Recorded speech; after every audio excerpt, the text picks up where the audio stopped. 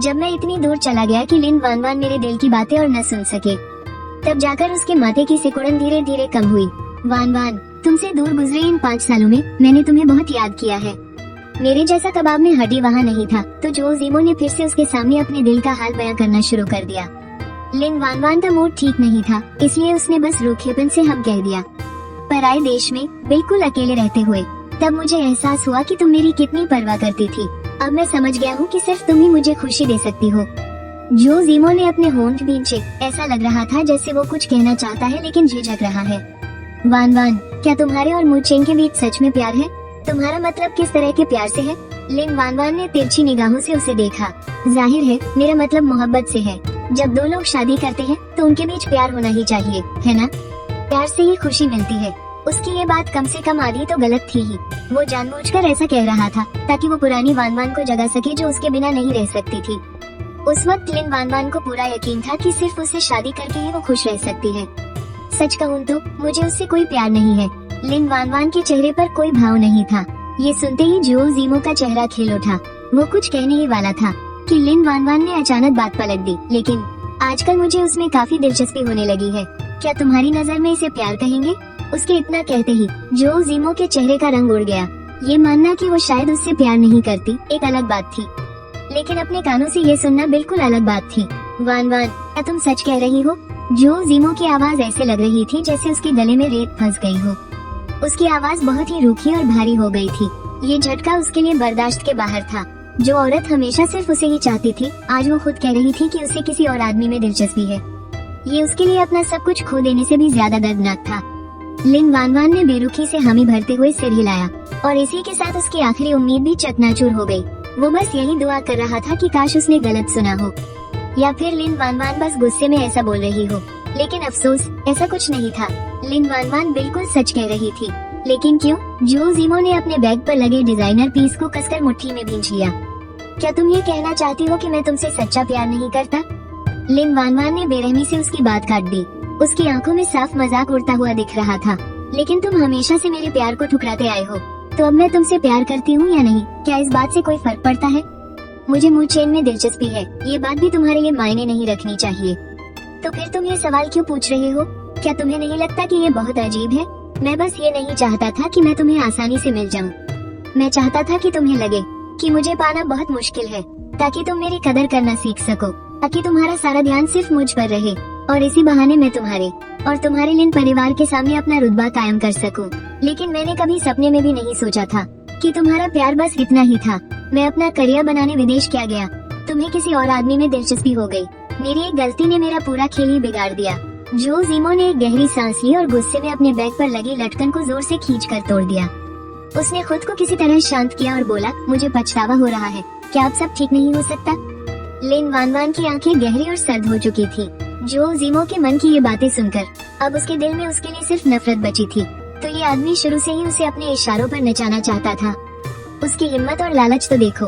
Washroom जाते वक्त मेरे मन की आवाज शायद उसे कड़वी लगी होगी, लेकिन मैंने बिल्कुल सच कहा था। उसकी आदमियों को परखने की समझ सच में बहुत घटिया है। मैं समझ गई। लिन वान वान का जवाब बिल्कुल रूखा और शांत था। जिस चीज की उसे हमेशा से तमन्ना थी, अब वो बस एक उंगली के इशारे पर मिल सकती थी। लेकिन अब उसे कोई फर्क नहीं पड़ता। तुम्हारा पछताना तुम्हारी अपनी परेशानी है। मैं अब शादीशुदा हूँ, इसलिए मुझे सच में माफ कर दो। ये तो बस सीधे सीधे मुंह पर ना बोलने वाली बात हो गई। सालों की रची रचाई साजिश आंखों के सामने पानी में बह गई। जो जीमो पूरी तरह टूट गया। लिन वान वान, तुम्हारे सीने में तो दिल ही नहीं है। उसके चेहरे पर अचानक आंसुओं की धार बहने लगी। किसी भी मर्द को यूं रोता देख किसी का भी दिल पसीज जाए। लेकिन लिन वान वान अगर एक बार किसी से नफरत कर ले, तो सामने वाला चाहे कितना भी हैंडसम क्यों ना हो, उसके दिल में कोई हलचल नहीं होती। उसने कोई जवाब नहीं दिया। पता नहीं वो जवाब देना नहीं चाहती थी या उसे जवाब देना जरूरी ही नहीं लगा। खैर, बात चाहे जो भी हो, उसकी इस खामोशी ने जिमो को पागल कर दिया था और वो अंदर से और भी ज्यादा टूट रहा था। पहले मुझसे इतनी बेइंतहा मोहब्बत करती थी, तो अब प्यार क्यों नहीं करती? जिमो रोते हुए अपने आंसू पोंछने लगा। उसकी आवाज किसी मासूम सताए हुए बच्चे जैसी लग रही थी। तुम बहुत झूठी हो। तुमने तो कहा था ना कि तुम हमेशा मेरा इंतजार करोगी। लिन वान वान पर इसका रत्ती भर भी असर नहीं हुआ। उसने बस दीवार पर टंगी घड़ी की तरफ देखा। उसे वॉशरूम गए 15 मिनट हो चुके हैं। कहीं वो आदमी चुपचाप भाग तो नहीं गया? वान वान की आंखों में एक अजीब सी चमक आ गई।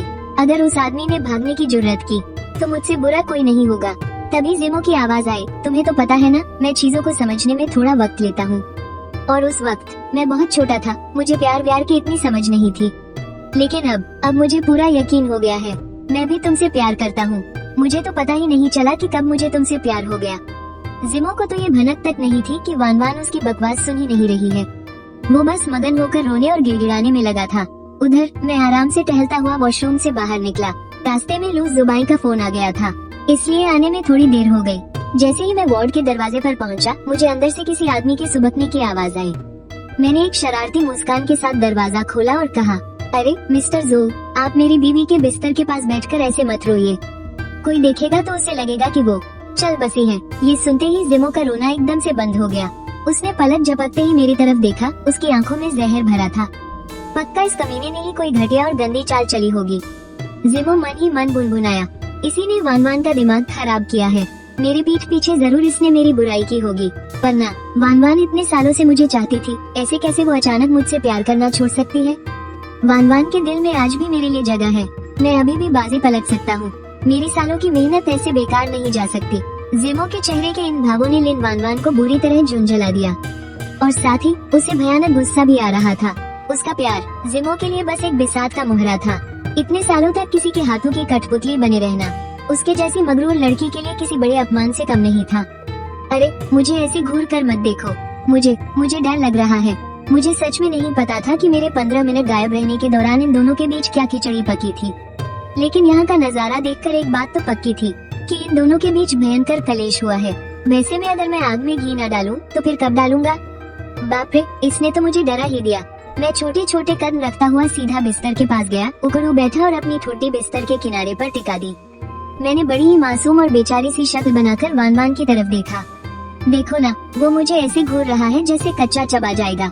मुझे नहीं लगता कि बात इतनी बड़ी है, आखिर उसे इतना गुस्सा क्यों आ रहा है? सच्ची इसे बर्दाश्त करना बहुत मुश्किल है। लिन वान वान ने तिरछी निगाहों से मेरी तरफ देखा। उसके होठों पर एक बहुत ही हल्की सी मुस्कान आकर छुप गई। सच कहूँ तो मेरी इस नौटंकी और पिटने वाली हरकतों को देखकर क्या वो सोच रही थी कि पिछले जन्म में उसने मेरा क्या बिगाड़ा था? खैर, लिन वान वान को अभी एक बात समझ नहीं आ रही थी।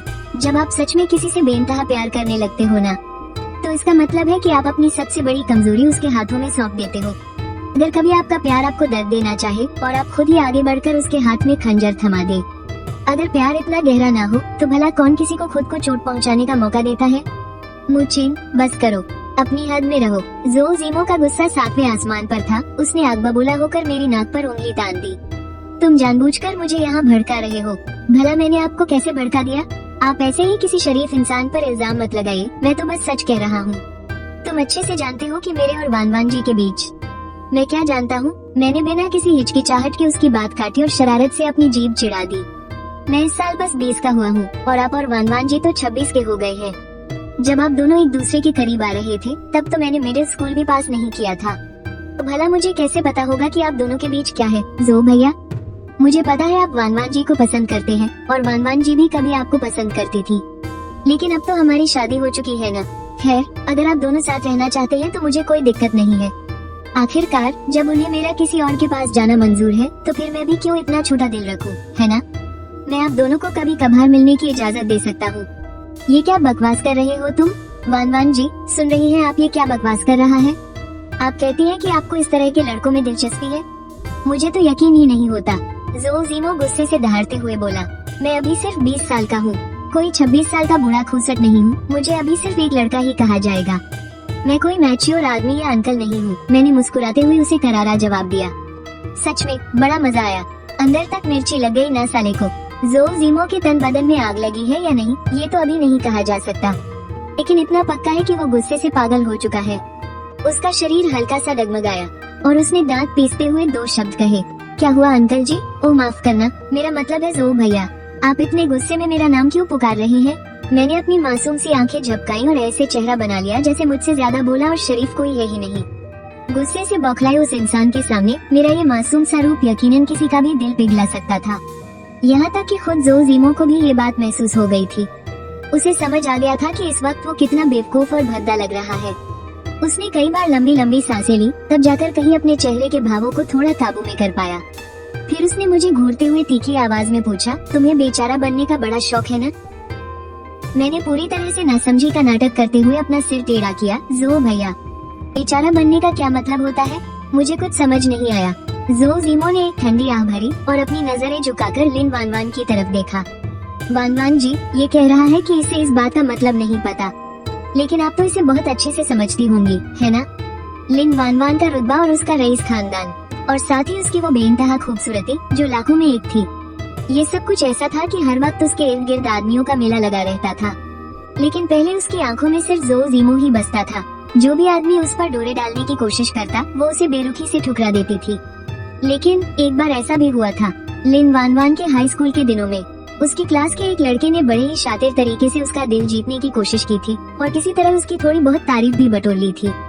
जब जो जिमो को ये बात पता चली तो वो उस लड़के से मिला और उसे समझ आ गया कि वो एक नंबा का चालू और मतलबी इंसान था। उसने बिना लाग लपेट के लिन वानवान को सारी सच्चाई बता दी थी और उसे अच्छे से समझाया था कि ऐसे मतलबी लड़के कैसे होते हैं। लिन वानवान उसकी हर बात मानती थी और उसी दिन से उसे इस तरह के लड़कों से सख्त नफरत हो गई थी। इस वक्त के जो जिमो का सबसे बड़ा दांव था, लेकिन अफसोस, आज की लिन वानवान अब वो पहले वाली लिन वानवान नहीं रही थी जो उसकी हर बात पर आंख मूंद कर हामी भर दे। लिन वानवान ने बड़ी ही खामोशी से पहले मेरी तरफ देखा और फिर जो जिमो की आंखों में आंखें डालकर पूछा। जो जिमो का शरीर अचानक से लड़खड़ाया, उसका चेहरा बहुत ही अजीब और फीका पड़ गया। जो भैया, मैं तो बस आपसे मजाक कर रहा था। मुझे अच्छी तरह पता है कि उसका क्या मतलब है, लेकिन मैं कोई बेचारा बनने का नाटक नहीं कर रहा, बल्कि मैं तो क्यूट दिखने का नाटक कर रहा हूँ। मैंने अपनी उंगली अपनी ठुड्डी पर रखी और बहुत ही प्यारी सी मुस्कान दी। जो लड़की मुझे पसंद करती है, उसके सामने क्यूट बनने से वो पक्का मुझे और भी ज्यादा चाहने लगेगी। इतने फायदे का काम मैं भला क्यों न करूँ? वानवान दीदी तुम्हें बिल्कुल पसंद नहीं करती। जो जिमो जोर से चिल्लाया। मुझे अच्छे से पता है कि लिन वानवान मुझे पसंद नहीं करती, इसलिए भले ही अभी उन दोनों का झगड़ा चल रहा हो और लिन वानवान जो जिमो से नाराज हो, फिर भी मैं यह उम्मीद नहीं कर सकता कि वो उसे जलाने में मेरा साथ देगी। आखिरकार अगर दांव उल्टा पड़ गया तो मेरी बड़ी बेइज्जती होगी। इसलिए मैंने अपना दिमाग दौड़ाया और एक ऐसी बात कह दी जिसका कोई जवाब ही न हो। मैं थोड़ा बेशर्म किस्म का इंसान हूँ। भले ही तुम्हारी वानवान दीदी मुझे पसंद न करती हो, फिर भी मैं तो यही मानकर चलूंगा कि वो मुझे पसंद करती है। मैं सच में कितना बड़ा जीनियस हूँ। जो भैया, माना कि अब आपकी उम्र थोड़ी ज्यादा हो गई है और क्यूट बनने का नाटक करते हुए आप बिल्कुल भी क्यूट नहीं लगते, पर सच कहूँ तो कोई और चारा भी नहीं है। मेरी पत्नी का प्यार पाने के लिए आपको भी एक बार कोशिश कर लेनी चाहिए। मेरी पत्नी भले ही मुंह से कुछ न बोले, लेकिन क्या पता अंदर ही अंदर उसे ये बहुत पसंद आए। मेरी ये बात सच में बहुत ही जहरीली और किसी का भी खून खौलाने वाली थी। मेरे बार बार पत्नी कहने से वो गुस्से से आग बबूला हो गया।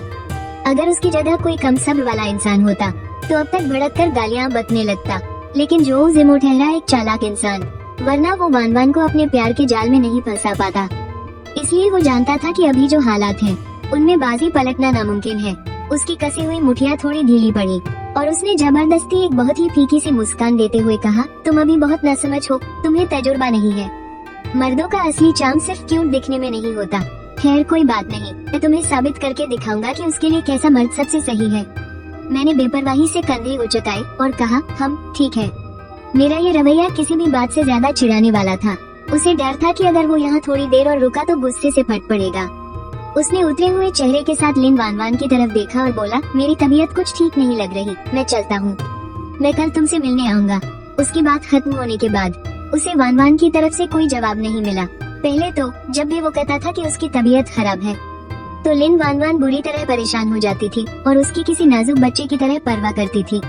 यहाँ तक कि पिछले 5 सालों में जब वो विदेश में था और उसकी तबीयत खराब होती थी, तो वो किसी न किसी को भेजकर उसे अस्पताल भिजवाती थी और उसका बहुत ही बारीकी से ख्याल रखती थी। लेकिन अब उसे कोई फर्क ही नहीं पड़ रहा था। अगर ये प्यार खत्म होना नहीं है तो और भला क्या है? जो जिमो की आंखें लाल हो गयी। वो अपनी बची खुची इज्जत को मिट्टी में नहीं मिलाना चाहता था, इसलिए बिना एक भी लफ्ज कहे वो मुड़ा और वहाँ से चला गया। अंदर ही अंदर वो बहुत तिलमिला रहा था। क्या मेरी इतने सालों की मेहनत बेकार जाएगी? क्या मैं कभी लिन खानदान का हिस्सा नहीं बन पाऊंगा? मुझसे ये हार बर्दाश्त नहीं हो रही। ऐसा हरगिज नहीं हो सकता। मैं इतनी आसानी से हार नहीं मान सकता। मेरे जैसे मामूली बैकग्राउंड वाले इंसान को अगर किसी बड़े और अमीर खानदान की लड़की से शादी करनी है तो लिन वानवान ही मेरी इकलौती उम्मीद है। चाहे एक छोटी सी भी उम्मीद क्यों न हो, मुझे उसे हर हाल में पकड़ कर रखना होगा, वरना मैं जिंदगी भर एक मामूली इंसान ही बनकर रह जाऊंगा। लिन वानवान अपनी नजरें झुकाए उसके दिल की ये सारी बातें सुन रही थी। उसकी आंखों में एक गहरी नफरत और मजाक का भाव था। वो उससे शादी करके अपनी हैसियत बदलना चाहता था। शुरू से लेकर आखिर तक उसका बस यही एक मकसद था। बेचारी वानवान, उसके सच्चे प्यार को धोखा मिला था और वो इतने सालों तक इस धोखे में जीती रही। खैर, अब काफी वक्त हो चुका है, मुझे भी वापस चलना चाहिए। कल स्कूल में मेरी क्लास भी है।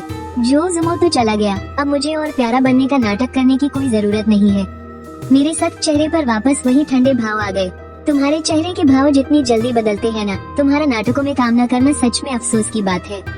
लिन वानवान के होठों पर एक साफ मुस्कान आ गई। वो देखकर लग रहा था कि उसका मूड बहुत ही अच्छा है। शुरुआत में उसे जो जुमो से प्यार होने का पहला कारण तो ये था कि वो सच में बहुत चालाक था और उसे लोगों को फंसाना आता था, और दूसरा ये कि वो बिल्कुल उसी की पसंद का लड़का था। जबकि मैं तो उससे बिल्कुल ही अलग था। पर पता नहीं क्यों अब वो मुझे जितना देखती है उसे मैं उतना ही अच्छा लगने लगा हूँ। यहाँ तक कि उसे मेरा गुस्सा दिलाने वाला अंदाज भी बहुत प्यारा लगता है। लिन वानवान को तो लगने लगा है कि वो पक्का पागल हो गई है। क्या ऐसा मेरे उन दर्द भरे ख्यालों की वजह से है? क्या उसे पता चल गया है कि मैंने कभी उससे बेइंतहा प्यार किया था, इसलिए वो ऐसा कर रही है? उसे खुद भी कुछ समझ नहीं आ रहा था।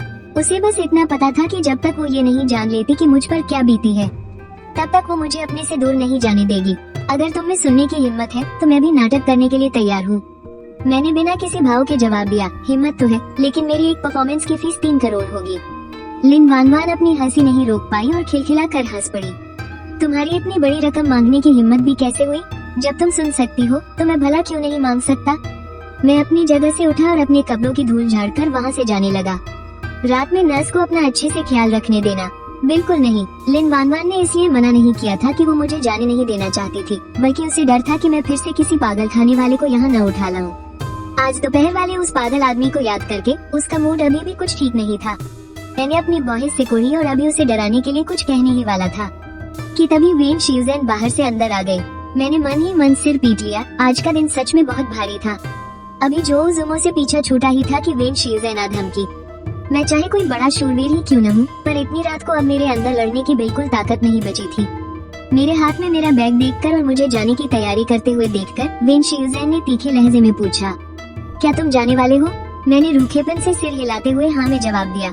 बहुत देर हो चुकी है, अगर मैं नहीं गया तो मेरी माँ परेशान हो जाएंगी। अरे रहने भी दो अब। वेन शिवजेन के चेहरे पर साफ मजाक उड़ाने वाले भाव थे। तुम्हारी वो सौतेली माँ तुम्हारी चिंता करेगी? वो तो यही मनाती होगी कि तुम कभी लौटकर ही ना आओ, ताकि उसके सगे बेटे के साथ जायदाद बांटने वाला कोई ना रहे। अगर तुम्हें तमीज से बात करना नहीं आता तो अपना मुंह बंद ही रखा करो। लिन परिवार का इतना बड़ा कारोबार है, उन्हें तुम्हारे इस छोटे मोटे हिस्से से कोई फर्क नहीं पड़ता। मुझे उसके साथ यहाँ फालतू की बहस करने का कोई शौक नहीं था। इतना कहकर मैंने अपना बैग टांगा और सीधा बाहर की तरफ चल दिया। वेन शिवजेन इस बार थोड़ी समझदार निकली। उसने हाथ बढ़ाकर मुझे रोकने की कोशिश नहीं की। मेरे कमरे से बाहर जाने के बाद वेन शिवजेन तेजी से अस्पताल के बिस्तर के पास गई। उसने अपना टिफिन बॉक्स बिस्तर के पास वाली टेबल पर रखा और बोली, बेटी, माँ ने अपने हाथों से तुम्हारे लिए चिकन सूप बनाया है। इस कार एक्सीडेंट में तुम्हें बहुत गहरी चोटें आई है। तुम्हें अपने शरीर को फिर से ताकतवर बनाने की जरूरत है। थोड़ी देर में तुम इसके कुछ और बाउल पी लेना। लिन वानवान ने बिना किसी भाव के बस सिर हिला दिया। उसने मुंह से एक शब्द भी नहीं कहा। वेन शिवजेन एक तरफ कटोरी में सूप डाल रही थी और दूसरी तरफ चुपके से उसके चेहरे के भाव भी पड़ रही थी। सूप डालने के बाद उसने जानबूझकर ऐसे कहा जैसे कुछ हुआ ही न हो। मैं अभी नीचे जुमो से मिली थी। मैंने देखा कि उसकी आंखें एकदम लाल हो रही थी। क्या तुम दोनों के बीच कोई झगड़ा हुआ है? नहीं। तो फिर वो ऐसा क्यों? मुझे पता है कि तुम क्या पूछना चाहती हो, लिन वानवान ने वेन शिवजेन की बात बीच में ही काटते हुए कहा। उसकी आंखों में एक अजीब सी शांति थी। मैंने कह दिया ना, लिन दादाजी के अलावा मेरी शादी का फैसला कोई और नहीं कर सकता। और जहाँ तक मेरी भावनाओं की बात है, किसी को भी उसमें दखल देने या फैसला करने का कोई हक नहीं है। वो जितना बोल रही थी, उसकी नजरें उतनी ही तेज और तीखी होती जा रही थी। वेन शिवजेन के गले में जैसे शब्द अटक गए। वो कुछ कहना तो चाहती थी पर उसकी हिम्मत नहीं हुई। हार मानकर उसने एक गहरी सांस ली। उसके बाद उसने लिन वानवान को 2 कटोरी चिकन सूप पिलाया और फिर अपना सामान समेटकर वहाँ से चली गई।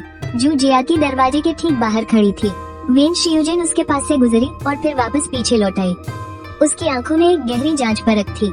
असिस्टेंट शू, तुम अभी तक बाहर ही खड़ी थी, तो क्या तुम्हें पता है कि जीमो अंदर है? उन तीनों के बीच आखिर क्या हुआ? वेन शिवजेन ने शू जियाची के करीब आते हुए उसके कान में धीमी आवाज में पूछा। शू जियाची की आंखें थोड़ी सी झपकी और उसने धीरे से ना में सिर हिला दिया। बॉस लिन ने कहा था कि जब कोई और मौजूद हो तो मैं वार्ड से थोड़ा दूर ही रहूं, इसलिए मुझे कुछ भी नहीं पता। वेन शिवजेन ने चिढ़ते हुए अपनी जीभ चिटकाई। उसका चेहरा थोड़ा उतरा हुआ लग रहा था, लेकिन शु जियाची आखिर वानवान की ही आदमी थी, इसलिए वो ज्यादा नखरे भी नहीं दिखा सकती थी। आखिरकार उसे गुस्से में मुड़कर जाना ही पड़ा। मैं अस्पताल से निकलकर सीधा घर आ गया। चू हुईलान लिविंग रूम के सोफे पर बैठी थी। वो चेहरे पर फेस मास्क लगाई टीवी देख रही थी। दरवाजा खुलने की आवाज सुनकर उसने पीछे मुड़कर देखा कि मैं बाहर से वापस आ गया हूँ। उसने अभी अभी लगाया हुआ मास्क अपने चेहरे से हटा लिया। तुम इतनी रात गए, वापस कैसे आ गए? वहाँ वापस जाने पर सिर्फ मैं और आंटी ही होते। मैं दूसरी मंजिल पर अकेला रहता हूँ और मुझे डर लगता है। मैंने चाबियां एंट्री के जूता रैक पर रख दी, लिविंग रूम में गया और उसके पास बैठ गया। और वैसे भी वहाँ घर जैसी शांति कहाँ है। चू हुईलान ने मुझे तिरछी निगाहों से देखा और एक ठंडी आह भरी। भले ही तुम घर जमाई बनने वाले हो और लिन वानवान को तलाक देने का सोच रहे हो, लेकिन तुम्हारी शादी को अभी 2 दिन भी नहीं हुए और तुम घर भाग आए। लोगों को पता चला तो ना जाने तुम्हारे बारे में क्या क्या बातें बनाएंगे। मुझे परवाह नहीं कि लोग मेरे बारे में क्या कहते हैं। मैंने फलों की टोकरी से एक अंगूर उठाया और मुंह में उछाल लिया और बड़े ही आराम से सोफे पर टिक कर बैठ गया।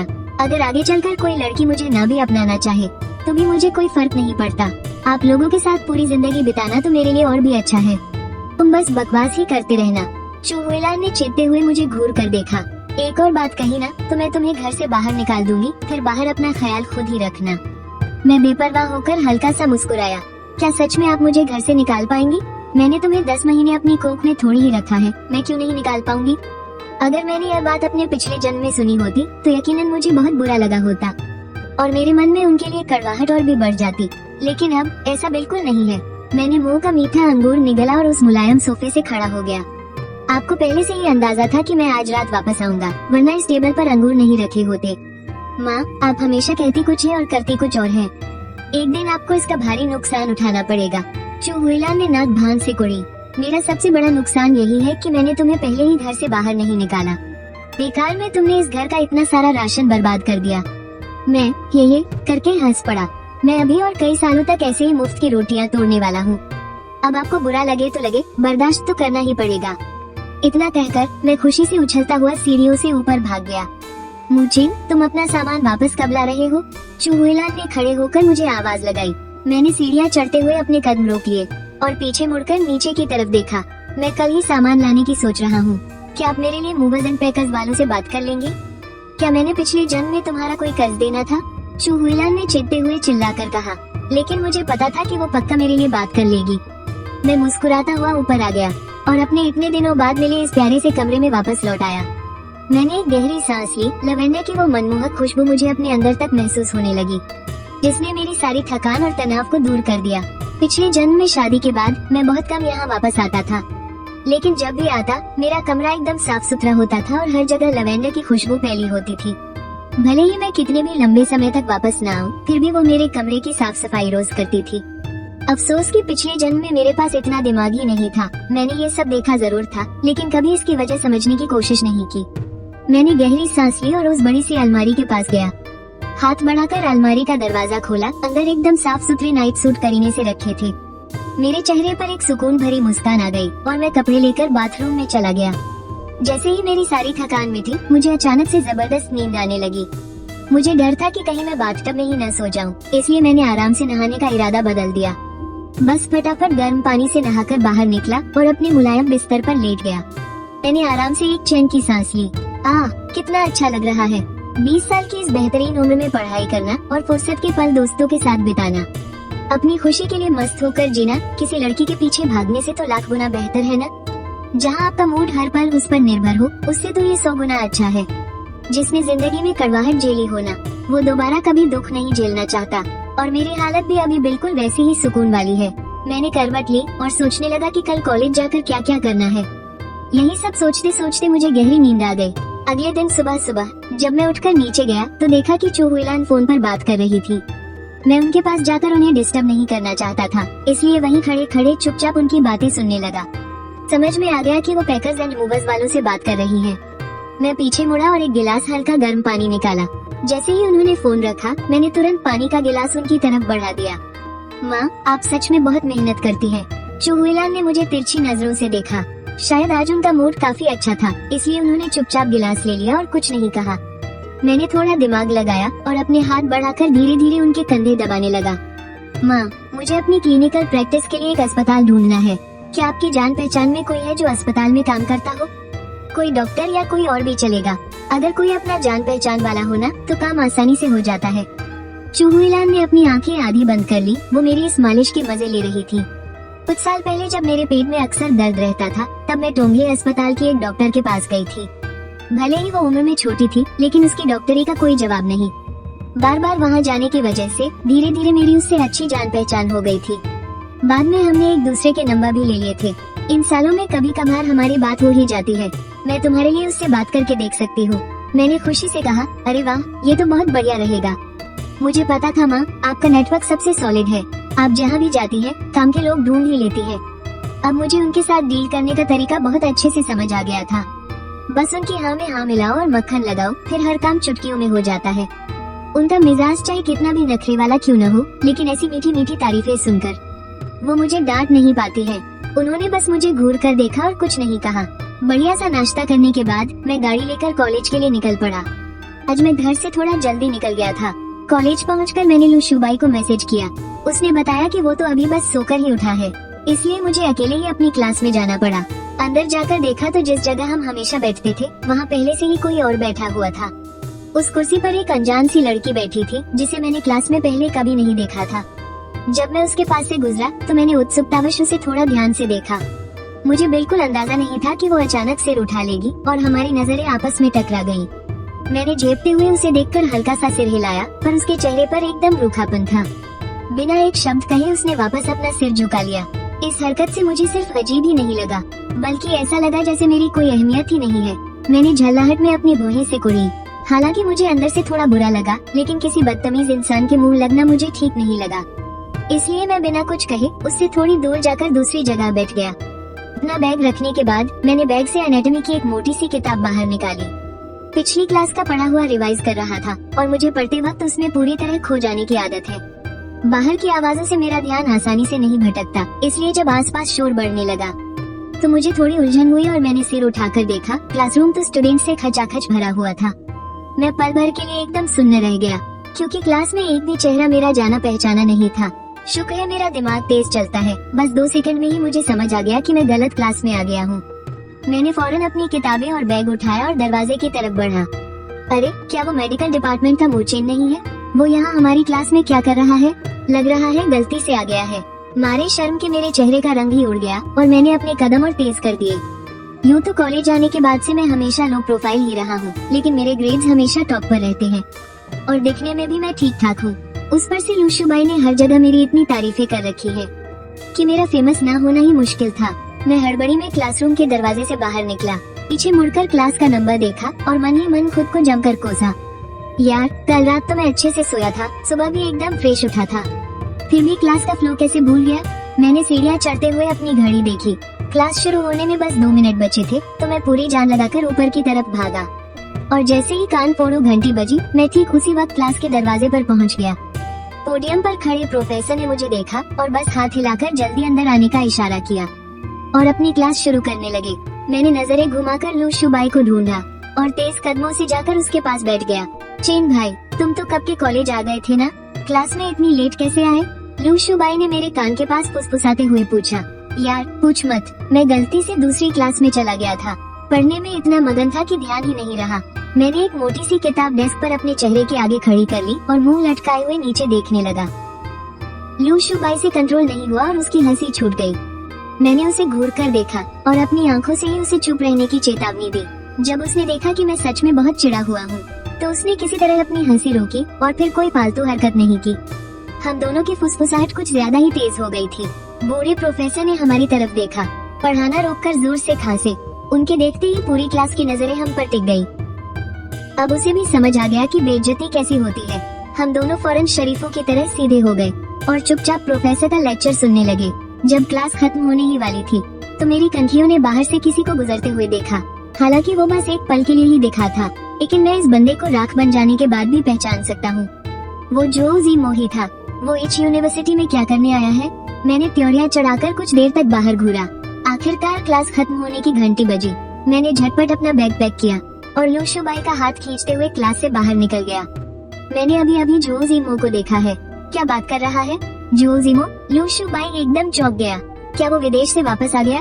कल मैंने उसे ये खबर इसलिए नहीं दी थी क्योंकि मैं नहीं चाहता था कि इसका खुराफाती दिमाग उल्टी सीधी बातें सोचे, और दूसरी बात, मुझे डर था कि वो जो जिमो से पंगा लेने के लिए बवाल खड़ा कर देगा। जब से इसे पता चला है कि मैं लिन वान वान को पसंद करता हूँ और वो जो जिमो को चाहती है, तब से इसकी नजरों में जो जिमो खटकता है। अगर वो कहीं दिख जाए तो ये उसे 2-4 बातें सुनाए बिना नहीं रहता। लेकिन लिन वान वान हमेशा उसका बचाव करती है, इसलिए इस बेवकूफ को कभी कुछ हासिल नहीं होता, उल्टा खुद ही खून जलाकर बैठ जाता है। अभी अगर मैंने हामी भर दी ना तो ये पूरे कॉलेज को सिर पर उठा लेगा उसे ढूंढने के लिए।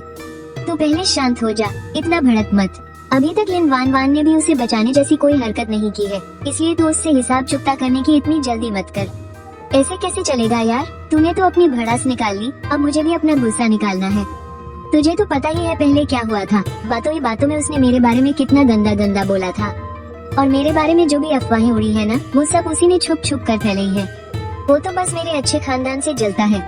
उसे लगता है कि मेरे जैसे स्वभाव का और बिना किसी मेहनत वाला इंसान सिर्फ अपने खानदान के दम पर इतना सम्मान कैसे पा सकता है। उसे लगता है कि ये दुनिया बहुत मतलबी है। सच कहूँ तो लू शुबाई में भी लोगों को पहचानने की अच्छी अक्ल है। उसने जो जिमो के दिमाग को एकदम सही पढ़ा है। अरे नहीं यार, लू शुबाई तू तो छुपा रुस्तम निकला। मैंने उसे ऐसे घूर कर देखा जैसे मैं उससे पहली बार मिल रहा हूँ। यार, मैंने तो तुझे सच में बहुत कम आंका था। मुझे लगा तू बस एक भोला भाला, हमेशा खुश रहने वाला और खाली दिमाग वाला अमीरज़ादा है। चल निकल यहाँ से। उसने झूठा गुस्सा दिखाते हुए हाथ उठाया और मेरे कंधे पर हल्के से मारा। तू भी उसकी तरह चिड़चिड़ा कैसे हो गया? अच्छा बाबा, ठीक है, मैं तो बस मजाक कर रहा था यार। मैंने उसका हाथ कसकर पकड़ लिया। अगर तू सच में वैसा होता जैसा मैंने अभी कहा तो तेरा इच यूनिवर्सिटी में एडमिशन कैसे होता? बस तू बहुत सी बातों को ज्यादा गहराई से सोचना पसंद नहीं करता। तेरा दिल एकदम साफ है, और सच कहूँ तो ये एक बहुत अच्छी बात है। ये बात सुनकर वो बहुत खुश हो गया और उसने बड़े नखरे से अपना मुंह फुला लिया।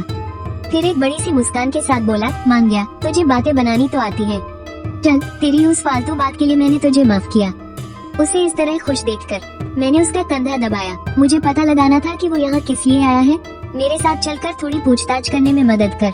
अरे ये तो किसी से भी पूछकर पता चल जाएगा ना। लू शुबाई ने इधर उधर देखा। वो अभी अभी यहीं से गुजरा था। देखता हूँ कि इसके बारे में किसे पता हो सकता है। ओए फान जीरो, जरा यहाँ आना। कुछ ही दूरी पर दीवार के सहारे खड़ी एक लड़की ने हमारी तरफ देखा और धीरे धीरे चलकर हमारे पास आई। मुझे क्यों बुलाया? फान जीरो के चेहरे पर बहुत नींद भरी हुई थी। मैं झपकी ले रही थी। तुझे तो बस दिन भर सोना ही आता है। मुझे तुझसे किसी के बारे में पूछना है। अभी अभी एक आदमी इस कॉरिडोर से गुजरा था। क्या तूने देखा वो कहाँ गया? फान जीरो ने अपनी आंखें थोड़ी सी खोली। वो कुछ सेकंड तक चुप रही और फिर धीरे से बोली। उसके हाथ में एक ज्वाइनिंग फॉर्म था। शायद कोई नया टीचर है। पक्का प्रिंसिपल के ऑफिस ही गया होगा। वो एच यूनिवर्सिटी में टीचर बनने आया है। लू शुबाई ने हैरानी से अपनी आंखें फाड़ ली। अरे नहीं यार, क्या वो टीचर बनने के लायक भी है?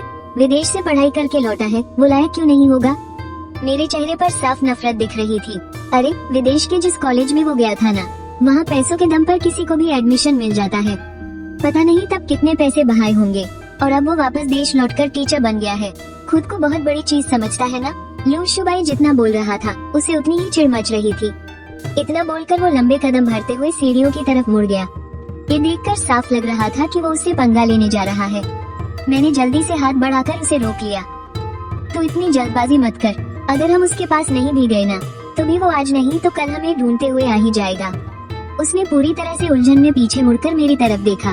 तुझे कैसे पता? कल ही मैंने वान वान के सामने उसकी बेइज्जती करवाई थी, और अब जब वो एच यूनिवर्सिटी आ ही गया है और यहाँ का नया टीचर भी बन चुका है, तो पक्का वो इस मौके का फायदा उठाकर अपना बदला लेना चाहेगा और साथ ही मुझे सबक भी सिखाना चाहेगा। मैंने अपने होठों पर हल्की सी मुस्कान ला दी। मेरी मुस्कान बहुत ही आत्मविश्वास से भरी लग रही थी। मैं अब उसे बहुत अच्छे से समझती हूँ। लू शुबाई हमेशा से मुझ पर बहुत भरोसा करता आया है। मुझे इतने यकीन के साथ बोलते हुए देखकर उसने मुंह बनाते हुए हार मान ली और कहा, चलो ठीक है, मैं तुम्हारी बात मान लेता हूँ और एक बार तुम पर भरोसा कर लेता हूँ। उसके खुद चलकर हमारे पास आने का इंतजार करो, अगली क्लास बस शुरू ही होने वाली है। मैंने फानजी रो की तरफ देखकर नम्रता से मुस्कुराते हुए कहा, तुम्हारा बहुत बहुत शुक्रिया। हम लोग अब क्लास के लिए वापस जा रहे हैं। फानजी रो ने आलस से अपना सिर हिलाया, अपना हाथ उठाकर उसके कंधे पर थपकी दी और फिर अपनी जगह पर वापस जाकर दीवार के सहारे आंखें मूंद ली। लू शुबाई ने उसकी तरफ देखा और धीरे से बड़बड़ाया, ये लड़की सच में बहुत अजीब है।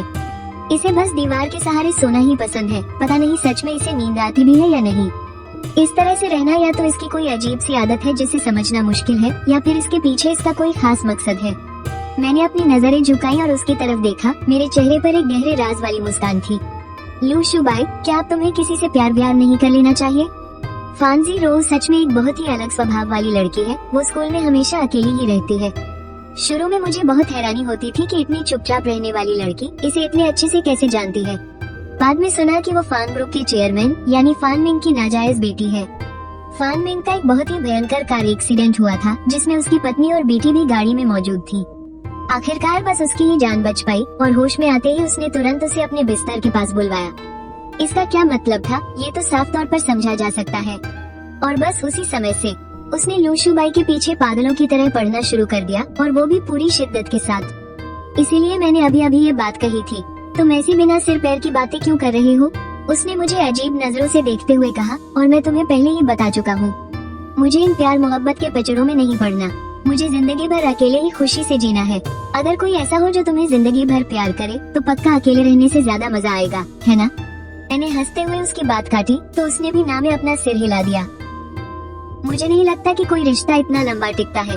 यहाँ तक कि परियों की कहानियों में भी राजकुमार हमेशा एक ही इंसान नहीं होता है। सच में ऐसा होता है क्या? मैं एकदम से हैरान रह गई तो उसने मुझे घूरते हुए आंखें घुमाई। यकीन नहीं आता तो खुद जाकर पता कर लो। अरे हाँ ठीक है, तुम ही सबसे बड़े ज्ञानी हो। मैंने तुम्हारी बात मान ली, बस खुश। तभी मेरे कानों में क्लास की घंटी बज उठी। मैंने तुरंत उस बातचीत को वहीं खत्म किया और उसे खींचते हुए फटाफट क्लासरूम में ले गई। क्लास के बीच में ही उसने मेरे कान के पास आकर धीरे से फुसफुसाते हुए पूछा, वो हमसे मिलने कब आ रहा है? कम से कम इस क्लास के खत्म होने तक तो रुकना ही पड़ेगा ना। लेकिन इस क्लास के खत्म होते ही तो लंच ब्रेक हो जाएगा। मैं उसे मजे लेते हुए घूर रही थी। उसने झेपते हुए अपनी बात पूरी की, लंच ब्रेक में तो खाना भी खाना होता है ना। मुझे जोरों की भूख लगी है। वो सच में खाने का बहुत बड़ा शौकीन है। दिन में 3 बार भरपेट खाना चाहिए और बाकी टाइम भी उसका मुंह हमेशा चलता रहता है। खाने के टाइम पर उसे खाने से रोकना उसके लिए किसी भी बड़ी सजा से कम नहीं है। तो तुम जल्दी से जाकर अपना खाना खा लो, मैं अकेले ही उसका इंतजार कर लूंगी। ऐसे कैसे चलेगा? मैं तुम्हें इस तरह अकेले छोड़कर कैसे जा सकता हूँ? क्या मैं तुम्हें ऐसा इंसान लगता हूँ जो दोस्ती ना निभाए? उसने इतने भारी मन और सीरियस होकर कहा, जैसे कि मैं अभी अभी उस पर शक कर रही थी। खैर, मैं उसकी रग रग से वाकिफ हूँ। मैंने अपनी हंसी रोकते हुए उससे पलटकर पूछा, क्या तुमने सच में पक्का सोच लिया है कि आज लंच नहीं करना है? ये साफ था कि वो फैसला नहीं कर पा रहा था। एक तरफ तो उसका मन वो बढ़िया खाना खाने का हो रहा था और वो मुझे अकेला भी नहीं छोड़ना चाहता था। काफी देर तक इसी कश्मकश में रहा। फिर अचानक से खुश होकर उसने मेरा हाथ पकड़ा। तुमने ही तो कहा था ना कि वो तुम्हें ढूंढते हुए आएगा। तो फिर चलो कैंटीन चलते हैं, वो वहीं आ जाएगा हमें ढूंढते हुए। हम भी ना अभी तक बिल्कुल अकल के दुश्मन बने हुए थे, जरा भी दिमाग नहीं लगाया। उसने फटाफट अपना बैग पैक किया और बोला, जल्दी चलो यार, थोड़ी और देर हुई तो मेरी मनपसंद डिश खत्म हो जाएगी। मैंने उसे घूर कर देखा। मैंने उसे बताया नहीं, पर अगर हम कैंटीन गए तो जरूरी नहीं कि वो वहाँ आए। उसके जैसा इंसान जो अपने रुतबे और हैसियत की इतनी परवाह करता है, जो हमेशा खुद को वीआईपी दिखाने की कोशिश में रहता है, इतना नवाब आदमी भला स्कूल की कैंटीन जैसी आम और साधारण जगह पर क्यों आएगा? वो अपनी मर्जी से तो वहाँ कभी कदम नहीं रखेगा। खैर, अगर वो मुझे ढूंढने नहीं भी आता तो आगे चलकर मैं किसी और तरीके से उससे निपट लूंगी। मुझे ऐसे 1-2 मौकों की कोई कमी नहीं है। बस अफसोस इस बात का है कि वो अपने पुराने गुस्से की भड़ास नहीं निकाल पाएगा। पर शायद मैंने कल वाली बात को कुछ ज्यादा ही हल्के में ले लिया था। जब मैंने उसे एक लेडी टीचर के साथ खचाखच भरी कैंटीन में आते हुए देखा तो एक पल के लिए मैं हैरान रह गई, और फिर मुझे समझ आ गया कि उसे वो बात इतनी चुभ गई है कि वो अपना रुतबा भुलाकर यहाँ तक आ पहुँचा है, सिर्फ मुझसे उस बात का हिसाब मांगने के लिए। मैंने अपनी चॉपस्टिक्स को दांतों तले दबाया और मेरी आंखों में एक शरारती मुस्कान आ गई। जरा पीछे मुड़कर तो देखो कौन आया है। वो ठूस ठूस कर खाने में इतना मगन था कि मेरी बात पर उसका बिल्कुल ध्यान ही नहीं था। जब जो ज़िमो बिल्कुल हमारे सामने आकर खड़ा हो गया, तब जाकर उसने अपनी नजरें उठाई और उसकी तरफ देखा। पहले तो उसे कुछ समझ नहीं आया, फिर उसने अपनी आंखें गड़ाकर उसे दोबारा देखा। जैसे ही उसने उसे पहचाना, उसकी आंखें फटी की फटी रह गईं। अरे, बहुत दिनों बाद दिखे। जो ज़िमो के चेहरे पर एक बहुत ही सभ्य सी मुस्कान थी। वो एकदम साफ सुथरा और सलीके से तैयार था। उसने एकदम लेटेस्ट डिजाइन का महंगा सूट पहना हुआ था और कलाई पर एक बहुत ही शानदार घड़ी बांध रखी थी, जो यकीनन बहुत महंगी रही होगी। उसे एक नजर देखते ही कोई भी कह देता कि वो एक बेहद कामयाब इंसान है। या फिर किसी बहुत ही रईस खानदान का बिगड़ैल शहजादा। अरे ये तो अपने छोटे नवाब जो है ना, आप जैसी महान हस्ती का यहाँ आना, कहीं आपकी तौहीन तो नहीं हो गई? उसने तुरंत अपनी चॉपस्टिक्स नीचे रख दी, यहाँ तक कि अपना फेवरेट खाना भी छोड़ दिया और वो पल भर में ही लड़ने के मूड में आ गया। पहले भी मेरे बजाय जो जीमो हमेशा उसी को ज्यादा निशाना बनाता था, बिल्कुल वैसे ही जैसे अभी उसके चेहरे पर साफ नफरत झलक रही थी, और वो भी जहर उगलने में कोई कसर नहीं छोड़ रहा था। भले ही उन्होंने हाथापाई नहीं की, लेकिन उनकी बातों के तीखे बाण किसी जंग से कम नहीं थे। हर बार उन्हें ऐसे लड़ते देख बहुत अजीब लगता था। ऐसे में भला वो इंसान गुस्सा क्यों ना हो? उधर जो जीमो का चेहरा भी गुस्से से लाल हो रहा था। उससे कल का हिसाब चुकता करने की जल्दी में वो शायद लू शुबाई की मौजूदगी को ही भूल गया था। लिन वानवान के बिना ये मुंहफट लड़का उसके लिए एक बहुत बड़ी सिरदर्दी था। उसके साथ आई लेडी टीचर ने जब ये सब सुना तो उसके चेहरे के भाव भी थोड़े अजीब हो गए। बेटा जरा तमीज से बात करो, औरों से इस तरह बात करना बदतमीजी है। बेवजह की मुसीबत मोल मत लो। जो जीमो की नजरें बहुत ही सख्त थी और उसका रौब भी पूरा दिख रहा था। ऐसा लग रहा था जैसे वो भी कोई टीचर ही हो। बेवजह की मुसीबत, उसने एक ताने भरी हंसी हंसते हुए कहा, वाह, विदेश जाकर तो सच में इंसान बदल जाता है। अब तो बातों में पहले से कहीं ज्यादा अकड़ आ गई है। और सिर्फ अकड़ ही नहीं, अब तो लोग अपनी सहूलियत के हिसाब से पुरानी बातें भी भूलने लगे हैं। तो क्या अब मेरी बीवी यहाँ पराई हो गई? इतने सालों का रिश्ता क्या मिट्टी में मिल गया? मैंने भी तुरंत उसकी बात को आगे बढ़ाया। इस एक बात में इतने सारे राज छिपे थे कि साथ खड़ी टीचर चेन शर्म से पानी पानी हो गई। टीचर जो, क्या आप इन दोनों बच्चों को पहले से जानते हैं? हाँ, हम सच में एक दूसरे को जानते हैं। जाहिर है वो नहीं चाहता था कि टीचर चेन हमारी बातों की गहराई में जाए। उसने अपनी भौहें सिकुड़ते हुए जानबूझकर सफाई दी। वैसे हमारे बीच थोड़ी सी गलतफहमी हो गई है, इसलिए शायद इनके बात करने का तरीका थोड़ा तीखा है। उसके चेहरे पर गजब का शांत भाव था। उसने अपनी बातों में जानबूझकर एक बचाव का रास्ता छोड़ दिया था, जिससे वो एक समझदार और सुलझे हुए आदमी की तरह लग रहा था, जिससे किसी को भी उस पर आसानी से भरोसा हो जाए। ओह, तो ये बात है। टीचर चेन के चेहरे पर फिर से मुस्कान आ गई और उनकी आवाज में उसका बचाव करने की साफ झलक थी। मैंने तो पहले ही कहा था, टीचर जो ऐसे इंसान हो ही नहीं सकते। वो कितने सभ्य और अच्छे दिखते हैं, उनका बर्ताव भी कितना शालीन है। सच कहूँ तो जो जीमो का बाहरी दिखावा वाकई बहुत शानदार था, और ऊपर से वो जानबूझकर एक खास रुतबा बनाए रखता था। अगर वो कॉलेज में बस यूं ही एक चक्कर लगा ले तो मैं 100% तो नहीं कहूँगी, लेकिन इतना जरूर है कि वो कई कुंवारी लेडी टीचर्स पर अपना बहुत अच्छा इम्प्रेशन जमा सकता था। टीचर चेन भी जाहिर तौर पर उन्हीं में से एक थी। लू शुबई ने हल्की सी हंसी, लेकिन वो हंसी उसकी आंखों तक नहीं पहुंची। जो जीमो, क्या ये सब सुनकर तुम्हें अंदर से शर्म महसूस नहीं होती? जो इंसान इतना शातिर हो, उसके चेहरे पर शर्म कहाँ से दिखेगी? हम दोनों ने मिलकर बड़ी शानदार जुगलबंदी की। हमारी बातों ने सीधा उसकी दुखती रग पर वार किया था। जो जीमो के चेहरे का रंग बार बार बदल रहा था। कहते हैं न कि एक अकेला कितनों से लड़ेगा। वो चाहे अपनी बातों का कितना भी जादू चला ले, अब वो बुरी तरह फंस चुका था। उसने एक लंबी गहरी सांस ली और मुड़कर टीचर चेन की तरफ देखा। थोड़ी माफी मांगने वाले अंदाज में बोला, टीचर चेन, आज मुझे यहाँ लाने के लिए आपका बहुत शुक्रिया। अब काफी वक्त हो चुका है, आप जाकर अपना लंच कर लीजिए। यहाँ जो भी है मैं खुद संभाल लूंगा। मुझे सच में कोई परेशानी नहीं है। फिर वो मेरे बगल वाली खाली कुर्सी की तरफ बढ़ा, मानो वो बैठकर कोई लंबी चर्चा करने वाला हो। लेकिन टीचर चेन ने जल्दी से हाथ बढ़ाकर उसे रोक लिया और चेहरे पर गहरी चिंता लिए हुए बोली, टीचर जो, आप अभी भी यहाँ बैठकर क्या करना चाहते हैं? क्या आप इनकी ये बकवास सुनते रहेंगे?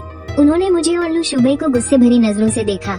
उनके चेहरे पर साफ नाराजगी झलक रही थी। तुम लोग किस डिपार्टमेंट के स्टूडेंट हो? ये हमारे नए फार्मेसी के टीचर हैं। तुम्हें अपने टीचर्स की इज्जत करना आना चाहिए। मैंने उनकी तरफ एक नजर उठाकर भी नहीं देखा और जो जीमो को देखकर एक हल्की सी मुस्कान दी। लगता है लिन वानवान तुम्हारे आसपास नहीं है, इसलिए अब तुम टीचर चेन को अपनी ढाल बना रहे हो। तुम्हारी ये चालाकी मुझे साफ साफ दिख रही है। तुम्हें सच में दूसरों के टुकड़ों पर पलने की आदत पड़ गई है। और जहाँ तक हमारी बात है, हम क्लिनिकल मेडिसिन के स्टूडेंट्स हैं और आप क्लिनिकल मेडिसिन की टीचर तो है नहीं, तो जाहिर है हमें पढ़ाना आपकी जिम्मेदारी नहीं है। लू शुबई बचपन से ही अपने मन की करता आया था। उसे कभी दूसरों की दखलंदाजी पसंद नहीं थी। वो महज उनके टीचर होने के ठप्पे की वजह से डरकर चुप बैठने वालों में से नहीं था। टीचर चेन नर्सिंग डिपार्टमेंट की थी, इसलिए हमारा क्लिनिकल मेडिसिन डिपार्टमेंट सीधे तौर पर उनके अंडर नहीं आता था। ये सुनकर टीचर चेन का चेहरा शर्मिंदगी से लाल हो गया, लेकिन जो जीमो के सामने वो अपना रुतबा कम नहीं होने देना चाहती थी, इसलिए झेपते हुए बड़ी मुश्किल से बोली, भले ही मैं तुम्हारे डिपार्टमेंट की नहीं हूँ, लेकिन तुम लोग इस कॉलेज के स्टूडेंट्स हो और मैं इस कॉलेज की टीचर हूँ, इसलिए तुम्हें तमीज सिखाना मेरा भी फर्ज है। मुझे आपसे इस बात पर कोई बहस नहीं करनी। आप अपना फर्ज निभाए और हम अपना रवैया अपने पास रखेंगे, ठीक है? लू शुबई ने टेबल पर रखी चॉपस्टिक्स उठाई और बड़े ही बेपरवाह अंदाज में बोला, वैसे दूसरे डिपार्टमेंट के टीचर्स का इन मामलों में टांग अड़ाना थोड़ा अजीब लगता है। या फिर एक काम कीजिए, आप हमें चुप ही करा दीजिए ताकि आपके बगल में खड़े ये टीचर परेशान न हो। उसने इतनी बेबाकी से उनकी मंशा सबके सामने रख दी कि वो बुरी तरह से शर्मिंदा हो गई। जो ज़िमो ने उन्हें एक नजर देखा और उसके माथे पर हल्की सी सिलवटें पड़ गईं। अगर वो बार बार ऐसे ही सिचुएशन में फंसता रहा तो वो खुद को बहुत ही कमजोर स्थिति में पाएगा।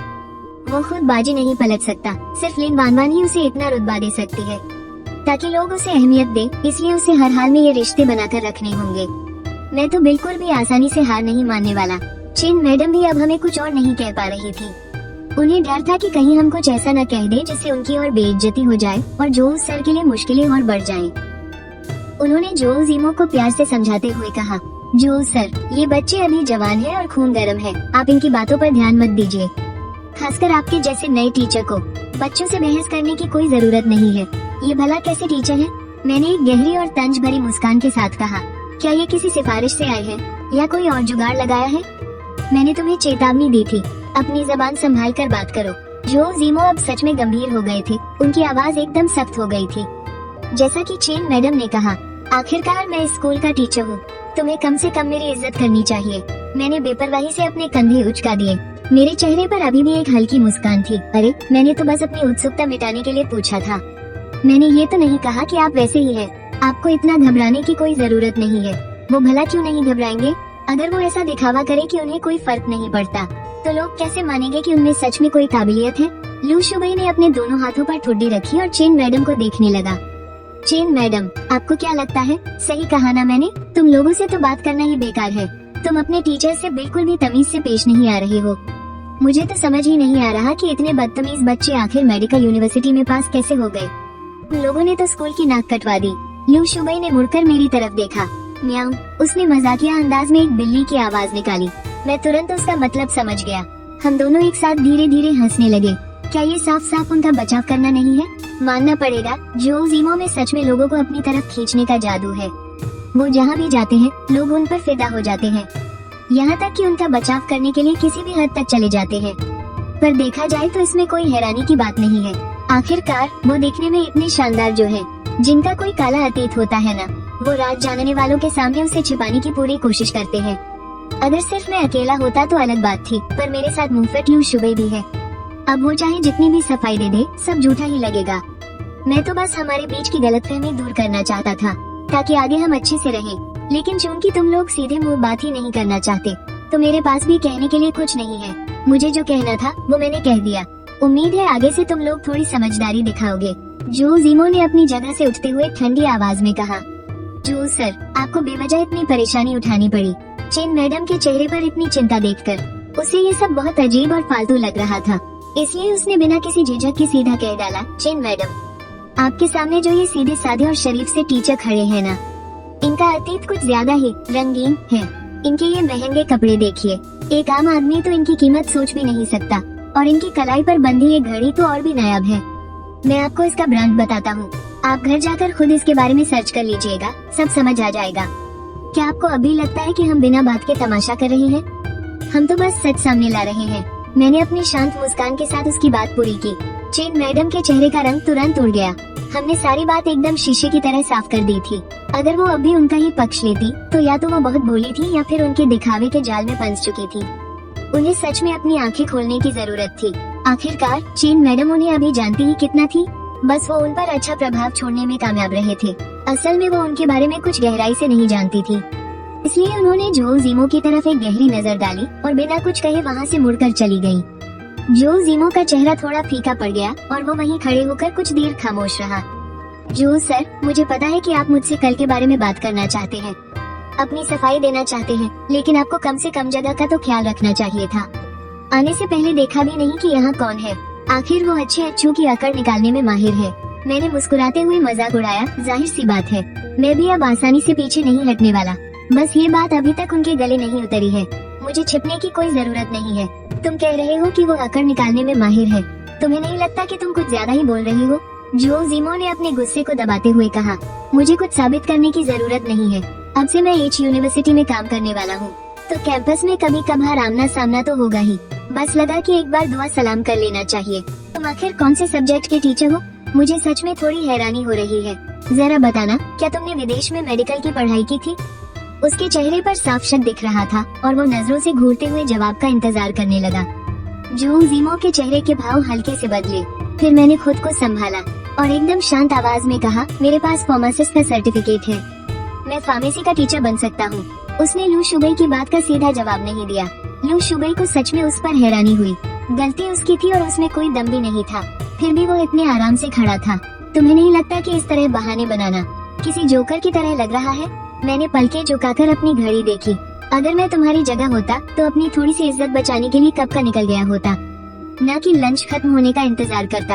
हम चलते हैं। ये कहते ही मैं उठा और लू शुबई की तरफ सिर हिलाकर इशारा किया, उसे साथ चलने का इशारा किया।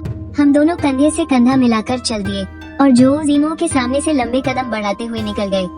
जो जीमो वहीं खड़ा रहा, गुस्से भरी नजरों से हमारी पीठ को घूरता रहा और गुस्से से अपने दांत पीसने लगा।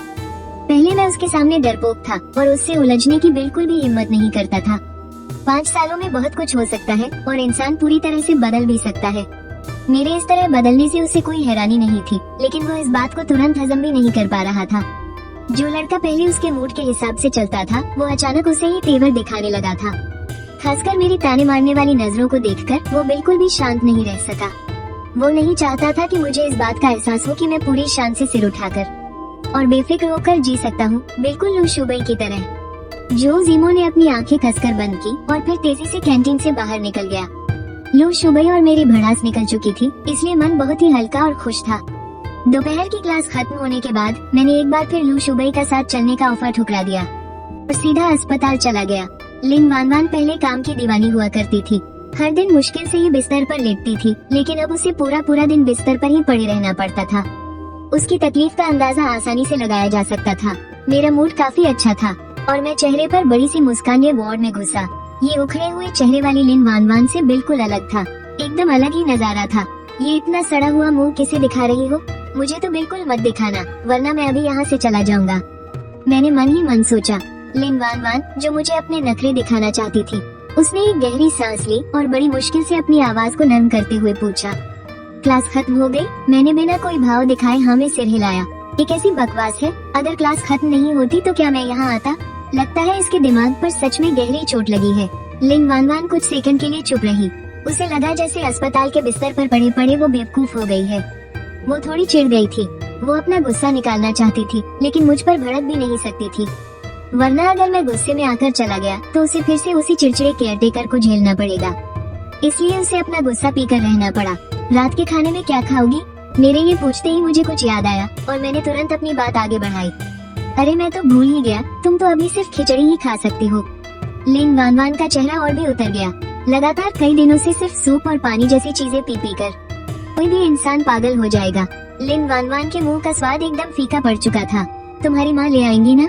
मैंने अपना बैग एक तरफ रखा और पास रखी कुर्सी पर बैठकर मजे से एक पैर पर दूसरा पैर चढ़ा लिया। जब तुम्हारी माँ खाना ले आएंगी और तुम खा लोगी तो मैं घर चला जाऊंगा। तुम्हारे हिसाब से मेरी देखभाल करने का मतलब बस यही है कि मुझे खाना खाते हुए देखो और चलते बनो? लिन वान वान ने तीखे स्वर में पूछा। तो और क्या? मैंने अपनी भौहें उचकाई। तुम और किस तरह की देखभाल चाहती हो? क्या मैं 24 घंटे तुम्हारी सेवा में लगा रहूं? तुम्हारा दिमाग तो खराब नहीं हो गया? लिन वान वान गुस्से से हंस पड़ी। तुम बस देखते जाओ। मैंने नजरें उठाकर छत की तरफ देखा। खैर, जब वो चलने फिरने लायक हो जाएगी तो पक्का मुझसे हिसाब बराबर करेगी। अब जब इतनी उधारी हो ही गई है तो थोड़ा और सही। जब तक वो हिल डुल नहीं सकती, उसे और चिढ़ाना ही अक्लमंदी है। उसे चिढ़ाने में ही असली मजा है। क्या तुम्हें लगता है तुम मुझे गुस्सा दिला सकते हो?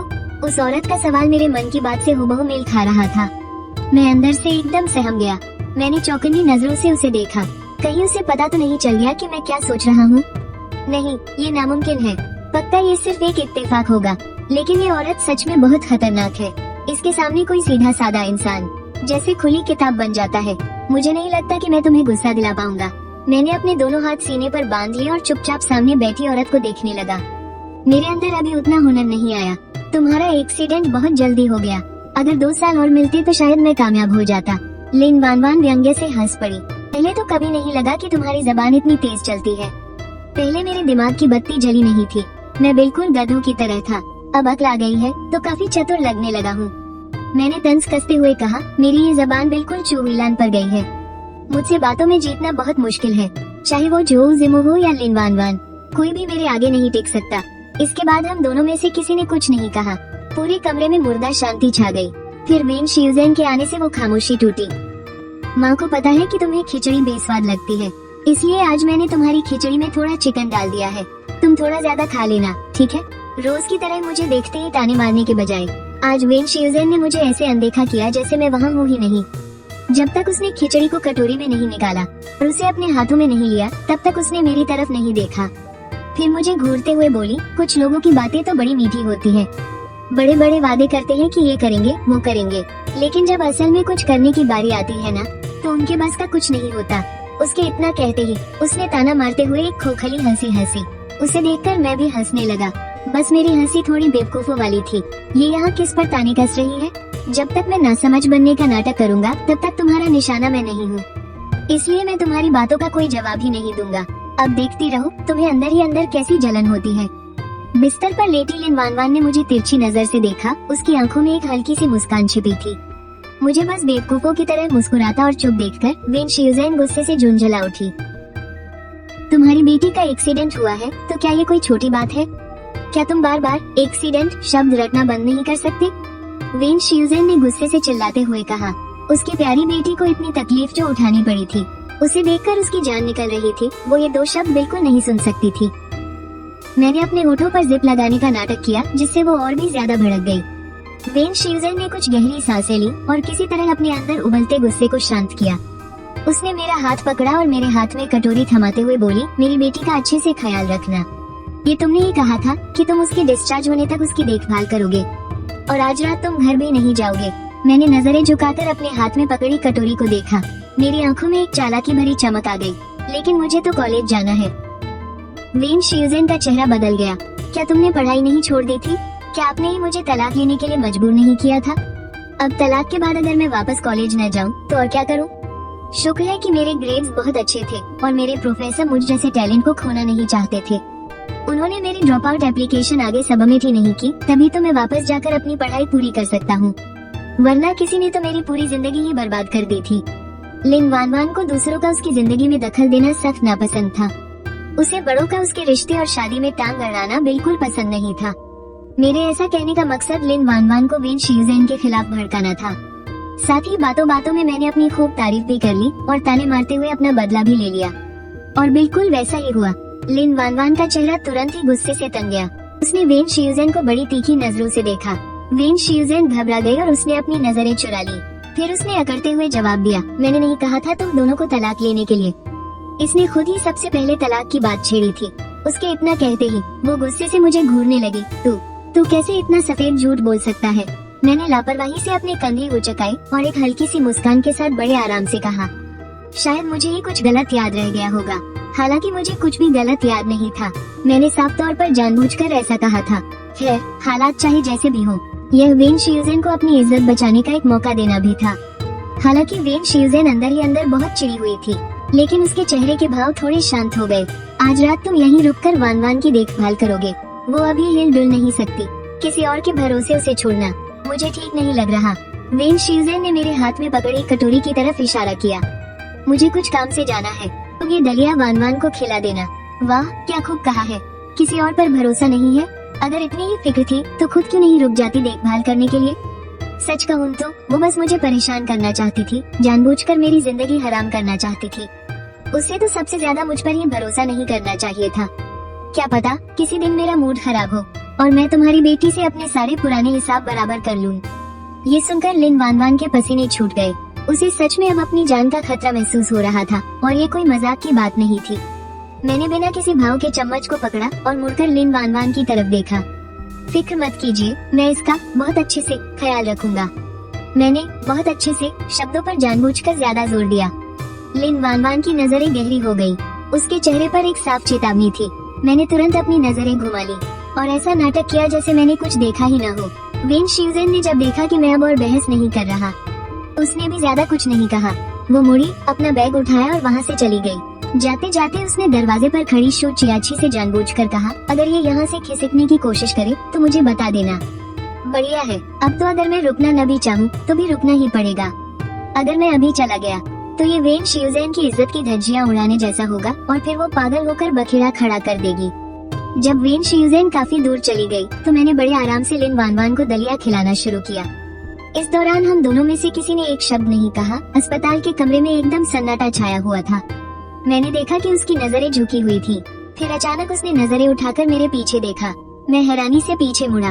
मेरे ठीक पीछे एक लंबी सी औरत खड़ी थी। वो मेरे इतने करीब थी कि लगा जैसे मैं किसी दीवार के सामने खड़ा हूँ। अचानक उसे देखकर मैं बुरी तरह चौंक गया। मैंने त्योरियां चढ़ाते हुए ऊपर देखा तो मेरी नजर उस अक्खड़ और जिद्दी चेहरे पर पड़ी। मैं इस औरत को बहुत अच्छी तरह जानता था। ये लिन वानवान की चचेरी बहन थी, वेन शियुजेन के भाई की बेटी। इसका नाम मु युलू है। पहले मु युलू भी लिन वानवान की ही तरह मुझसे सख्त नफरत करती थी। वजह बस यही थी कि उसे लगता था कि मैं उसकी चहेती बहन के लायक नहीं हूँ। जब भी वो मुझसे मिलती ताने मारना नहीं भूलती थी। अगर बात सिर्फ तानों तक होती तो ठीक था, मैं उसे आसानी से अनदेखा कर सकता था। उससे मुझे कोई खास फर्क नहीं पड़ता। लेकिन मु युलू के इरादे हमेशा से ही खराब थे। वो अक्सर पीठ पीछे मेरे लिए मुश्किलें खड़ी करती थी, इसलिए मुझे उससे सख्त चिढ़ थी। मैं इस औरत को कैसे भूल गया? पहले भी मैंने इसके हाथों कम मुसीबतें नहीं झेली है। मौका मिलते ही मुझे इसे भी सबक सिखाना होगा। मेरी ये दिल की आवाज लिन वानवान ने सुन ली। मु युलू को देखते ही उसकी आंखों में नाराजगी साफ दिख रही थी। उसकी ये बहन बचपन से ही बहुत चिड़चिड़ी थी, बहुत ही छोटी सोच वाली और बात बात पर खुन्नस निकालने वाली। अगर उसे कोई पसंद नहीं आता और भले ही उसने मु युलू का कुछ ना बिगाड़ा हो, फिर भी वो उसे परेशान करने के नए नए तरीके ढूंढती थी। वो अंदर से बहुत ही घटिया इंसान है। अगर मैंने वो सब झेला है तो यकीनन मु युलू ने मुझे कम परेशान नहीं किया होगा। तुम जरा अपनी हद में रहो, लिन वानवान ने ठंडी आवाज में चेतावनी दी। मु युलू को देखते ही उसके मुंह से यही बात निकली। मुझे तो ये सुनकर कुछ समझ नहीं आया, लेकिन मु युलू उसका मतलब समझ गई। उसने हैरानी से अपनी भुहें चढ़ाई। उसे इस बात पर बिल्कुल भी यकीन नहीं हो रहा था। ये तो मुझसे सख्त नफरत करती थी ना, फिर अचानक मेरा बचाव क्यों कर रही है? मैं सीधे तौर पर मु युलू से पंगा नहीं लेना चाहता था, इसलिए मैंने कटोरा बेडसाइड टेबल पर रख दिया और उठकर एक तरफ हट गया। ये देखकर लिन वानवान के चेहरे पर नाराजगी छा गई। उसने रूखी आवाज में कहा, मेरा दलिया अभी खत्म नहीं हुआ है। रात को कम खाना सेहत के लिए अच्छा होता है, मैंने हल्की सी मुस्कान के साथ कहा। इससे पहले कि लिन वानवान कुछ कह पाती, पास खड़ी मु युलू ने ताना मारते हुए कहा, मुझे तो लगता है कि तू मुझसे डर गया है। तेरी अब यहाँ बैठने की हिम्मत ही नहीं हो रही। तुम्हारी बात सही भी है और गलत भी। तुमने ध्यान नहीं दिया, स्कूल में भी जब तुम मिलती थी तो मैं रास्ता बदल लेता था। मुझे डर लगता है कि कहीं तुम्हारा ये तेज गुस्सा मेरी जान ही ना ले ले। मेरी किस्मत तो वैसे ही खराब है। अगर तुम्हारे गुस्से की आग मुझ पर पड़ गई तो मेरे तो प्राण ही पखेरु हो जाएंगे। ये कहते हुए मैंने मजाक में उसके सामने हल्का सा सिर झुका दिया। मेरा अंदाज तो ऐसा था जैसे मैं उसकी चापलूसी कर रहा हूँ, लेकिन मेरे शब्दों में एक तीखा तंज छुपा था। ये सुनकर मु युलू का चेहरा गुस्से से लाल हो गया। आमतौर पर जब वो मुझे परेशान करती थी तो मैं पलटकर एक शब्द भी नहीं बोलता था, लेकिन आज पहली बार उसे मेरे मुंह से ऐसा करारा जवाब मिला था जिससे वो बुरी तरह तिलमिला उठी। तू ये मत सोच कि मेरी दीदी से शादी करके तूने कोई बहुत बड़ा तीर मार लिया है और अब तू किसी को भी अपनी हैसियत से कम समझेगा। मेरी दीदी की नजरों में तेरी कोई औकात नहीं है। तू उनके सामने कुछ भी नहीं है, कुछ भी नहीं।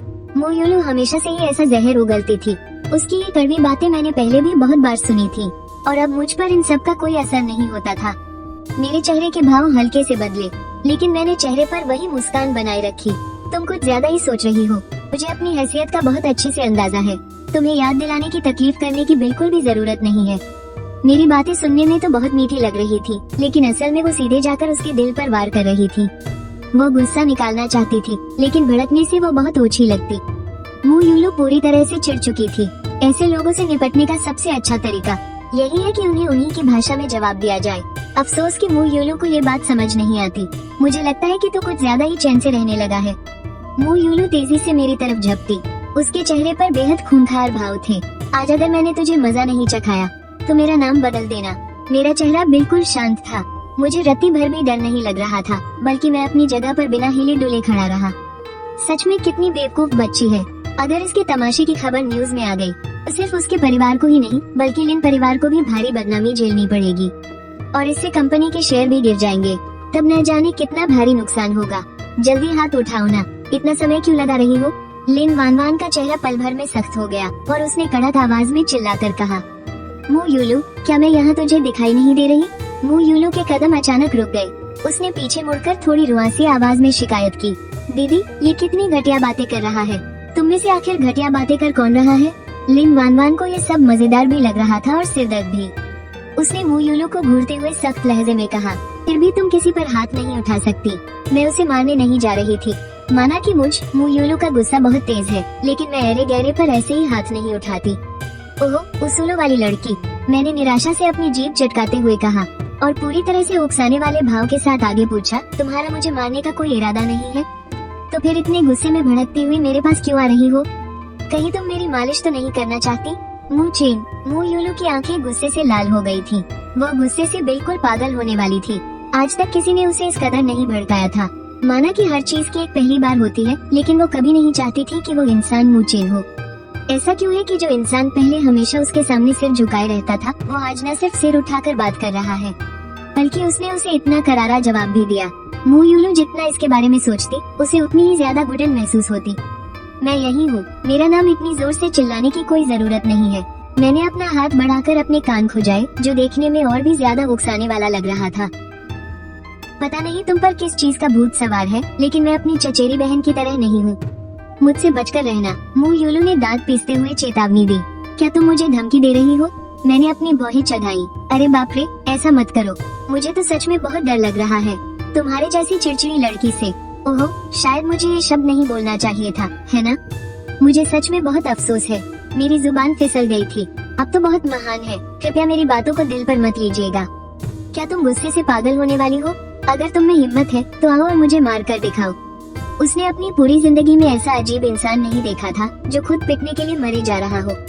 मू चेन या तो पागल हो गया है या फिर उसका दिमागी संतुलन बिगड़ चुका है। क्या कोई नॉर्मल इंसान ऐसा सोच सकता है? मू यूलू सच में गुस्से से फटने वाली थी।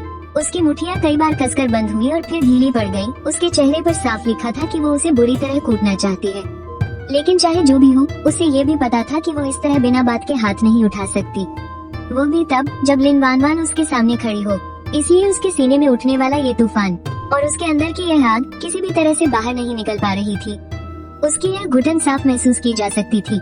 मैंने देखा कि वो बस मुझे खूंखार नजरों से घूर रही है, लेकिन उसका हाथ उठाने का कोई इरादा नहीं था और मुझे समझ आ गया था कि अब उसे भड़काने का कोई फायदा नहीं।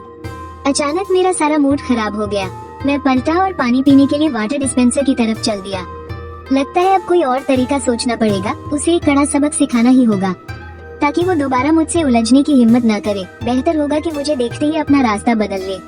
लिन वान वान मेरे दिल की ये बातें सुन रही थी और उसका चेहरा गुस्से से और भी तमतमा गया। मू यूलू, तुम आइंदा इससे पंगे मत लेना। मू यूलू ने आंखें फाड़कर उसे देखा। तुम अभी भी इस इंसान की तरफदारी कर रही हो? आज इसने मेरी इतनी बेइज्जती की है, मैं इसे मजा चखा कर ही रहूंगी। मुझे डर है कि कहीं तुम्हें ही मुंह की ना खानी पड़े। लिन वान वान ने एक बहुत ही धीमी आह भरी। उसने आगे कुछ नहीं कहा। शायद सच में ऐसा ही हो। इस चचेरी बहन को सच में सबक सिखाने की जरूरत है। वैसे भी अब उसके शरीर में रह रहकर दर्द होने लगा था। इन फालतू की बातों पर दिमाग लगाने की उसमें हिम्मत नहीं थी। उसने अपनी आंखें बंद की और धीरे से बोली, तुम घर जाओ, मुझे अब आराम करना है। दीदी, मैं बस जा ही रही हूँ, पर जाने से पहले मुझे आपसे कुछ पूछना है। मू यूलू के चेहरे से गुस्सा अचानक गायब हो गया। वो एक चालाक सी मुस्कान के साथ कुर्सी पर बैठ गई। लिन वान वान ने अपनी एक आंख खोलकर उसे देखा। क्या पूछना है? क्या जोजीमो भैया वापस आ गए हैं? वाटर डिस्पेंसर के पास खड़ा मैं, जो पानी पी रहा था। मेरी हरकतें अचानक से रुक गई। मैंने तुरंत अपनी नजरें उठाई और उनकी तरफ देखा। मेरे कान खड़े हो गए थे। अगर तुम्हारा काम हो गया है तो फौरन यहाँ से जाओ। लिन वान वान का चेहरा बहुत ही चिढ़ा हुआ लग रहा था अपनी दीदी के मू चेन से प्यार करने की बात पर। मू यूलू को ज्यादा यकीन इस बात पर था कि वो बस नाराजगी का नाटक कर रही है, इसलिए उसने सिर झुकाकर उसे समझाते हुए कहा, दीदी, जोजीमो भैया थोड़े अड़ियल स्वभाव के हैं और उस पर से सालों पहले दादाजी ने आपकी शादी करवा दी। उनके दिल में इस बात की कड़वाहट है। उनका आपसे नाराज होना लाजमी है। अब आखिरकार वो देश वापस लौटने के लिए मान गए हैं, तो आपको भी ये नाराजगी छोड़ देनी चाहिए। अगर वो विदेश चले गए और फिर सालों तक वापस नहीं आए ना, तो बाद में आप ही पछताओगी। हाँ भाई, बिल्कुल सही। अगर वो 5 साल के लिए फिर से विदेश चला गया तो मेरा और तुम्हारी दीदी का बच्चा उसे अंकल बुलाने लगेगा। मेरा ये ताना एकदम निशाने पर लगा था। दोनों के चेहरों का रंग ही उड़ गया। उनकी शक्लें देखने लायक थी। दुनिया में कोई इतने जहरीले ताने कैसे मार सकता है? मू चेन आज तक पिटा नहीं, ये तो सच में कोई चमत्कार ही है। तुम दोनों मुझे ऐसे क्यों घूर रही हो? मैंने बड़ी मासूमियत से अपनी पलकें झपकाई। क्या मैंने कुछ गलत कहा? तुम्हारी हिम्मत कैसे हुई मेरी दीदी के साथ बच्चा पैदा करने का सोचने की? शक्ल तो तुम्हारी कुछ खास है नहीं। पर ख्वाब बड़े ऊंचे देख रहे हो। मू यूलू का चेहरा नफरत और मजाक से भरा हुआ था। इसमें ख्वाब देखने वाली क्या बात है? मैं और तुम्हारी दीदी कानूनी तौर पर पति पत्नी है। जरा दिमाग लगाकर सोचो। रोज एक ही कमरे में रहना, रात को एक ही बिस्तर पर सोना, तो आज नहीं तो कल बच्चा तो हो ही जाएगा ना। वो तो तुम्हारी दीदी के शरीर में ही कोई कमी है। मेरे मुंह से ये अल्फाज निकलते ही मैंने मुड़कर लिन वान वान को देखा और मेरे चेहरे पर एक अजीब सी रहस्यमयी मुस्कान थी। लिन वान वान को बहुत गहरी बेइज्जती महसूस हुई और उसका चेहरा हल्का लाल पड़ गया। वो शर्मा नहीं रही थी, बल्कि मेरी बातों ने उसके तन बदन में आग लगा दी थी। क्या तुम एक और मुमकिन वजह भूल रहे हो? लिन वान वान के खूबसूरत चेहरे पर एक ठंडी सी नफरत थी। मैंने अपनी भौहें चढ़ाई। और वो क्या है? यही ना कि तुम मेरे साथ नहीं सोती। तुम्हारे दिमाग में क्या चल रहा है ये मैं बहुत अच्छे से जानता हूँ। ये दिल की बात सुनने वाली अजीब सी ताकत आखिर गायब कैसे होगी? उसे डर था कि अगर ये गायब नहीं हुई तो अस्पताल में भर्ती रहने के इन कुछ दिनों में ही उसकी उम्र 10 साल कम हो जाएगी। तुम सब यहाँ से बाहर जाओ। लिन वान वान ने बुरी तरह थककर अपनी आंखें बंद कर ली। मैं अब सोने जा रहा हूँ। दीदी, आप और जो जीमो भैया, क्या तुम्हें मेरी बात सुनाई नहीं देती? लिन वान वान ने अचानक अपनी आंखें खोल दी। उसकी नजरें इतनी ठंडी और डरावनी थी। मेरी निजी जिंदगी में दखल देने की तुम्हें कोई जरूरत नहीं है। पहले तुम खुद को तो संभाल लो। लिन वान वान को जानने वाले सभी लोग ये बात अच्छे से जानते हैं कि वो इस वक्त एक भी शब्द नहीं सुनना चाहती। हालांकि वो यूलू अंदर से बिल्कुल राजी नहीं थी, लेकिन इस समय चुपचाप वहाँ से चले जाना ही उसकी समझदारी थी। जब वो दूर चली गई, मैंने ऐसा बर्ताव किया जैसे कुछ हुआ ही ना हो और बड़े आराम से वॉशरूम में चला गया। जब मैं बाहर आया तो मेरे चेहरे पर पानी की बूंदें थी, जिसे देखकर ही लग रहा था कि मैंने अभी अभी मुंह धोया है। मेरी उम्र अभी काफी कम है और मेरी त्वचा एकदम कोमल है, उस पर मेरा गोरा रंग। रोशनी में मेरा चेहरा और तीखा चेहरा बिल्कुल छिले हुए अंडे की तरह चमक रहा था, जिसे देखकर किसी का भी मन उसके गाल खींचने का कर जाए, बस ये देखने के लिए कि ये कितना मुलायम है। लिन वान वान मुझे एकटक घूरे जा रही थी। उसकी आंखों में एक गहराई थी। यही वो ऊर्जा से भरा लड़का था जिसने कभी अपनी जान से भी ज्यादा उसे प्यार किया था, पूरे दिल से। लेकिन उसने इसे एक फटे हुए जूते की तरह ठुकरा दिया था।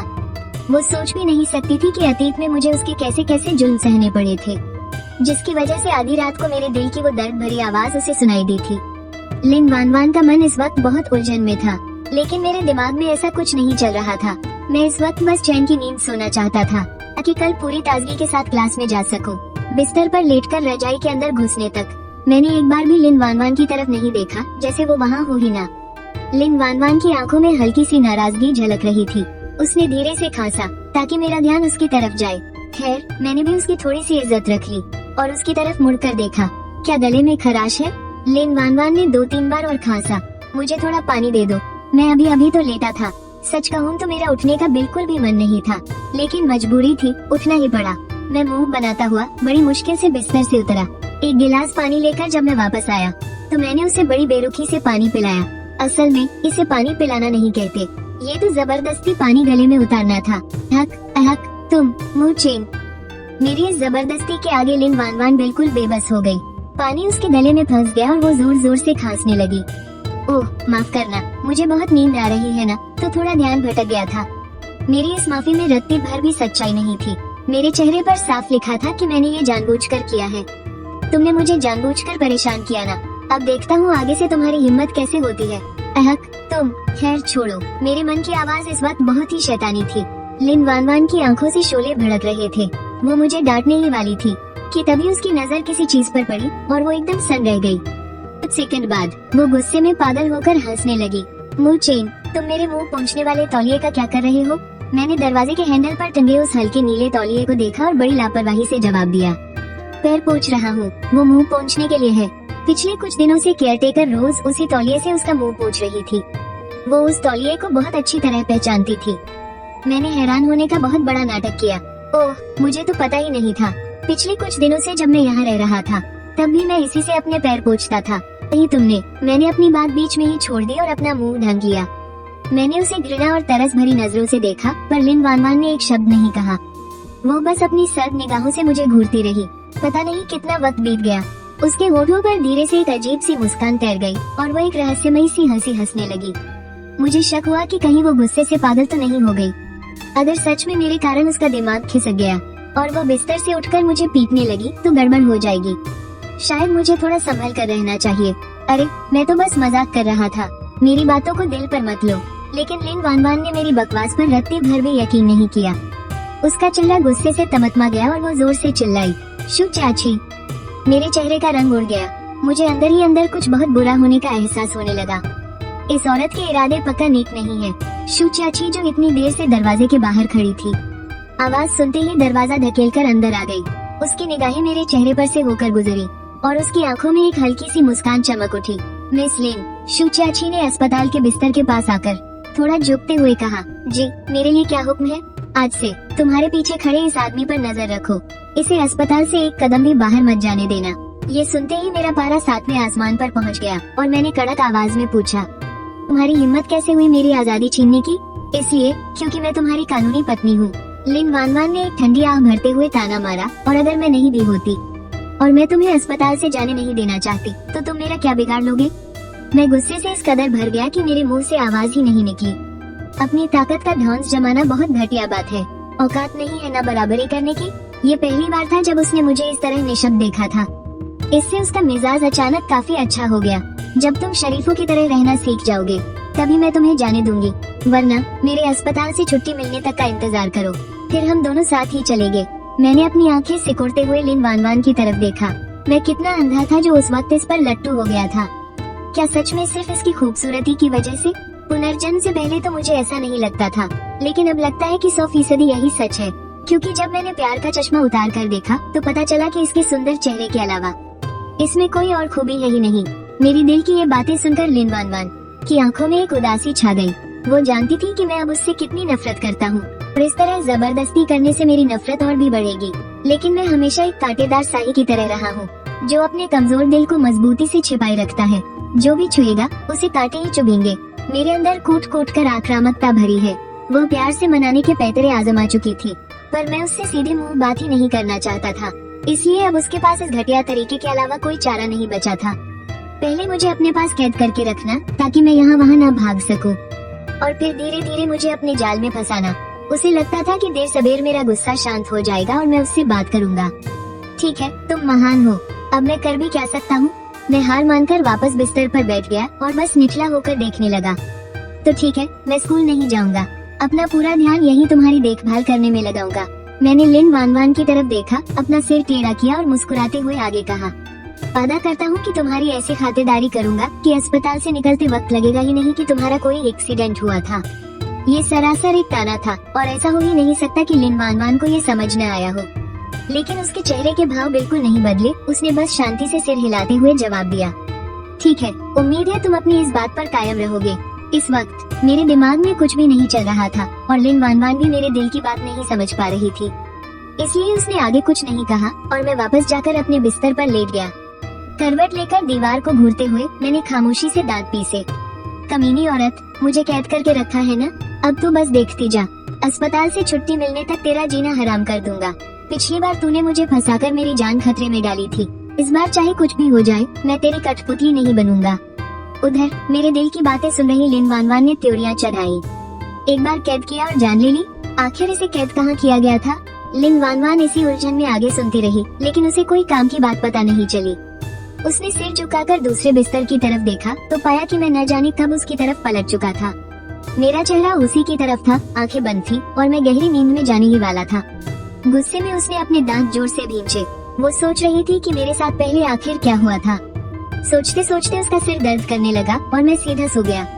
इतनी बेफिक्री तो देखो इसकी। लिन वानवान काफी देर तक मन ही मन कुटती रही, फिर थक हार कर उसने भी आंखें मूंद ली और सो गई।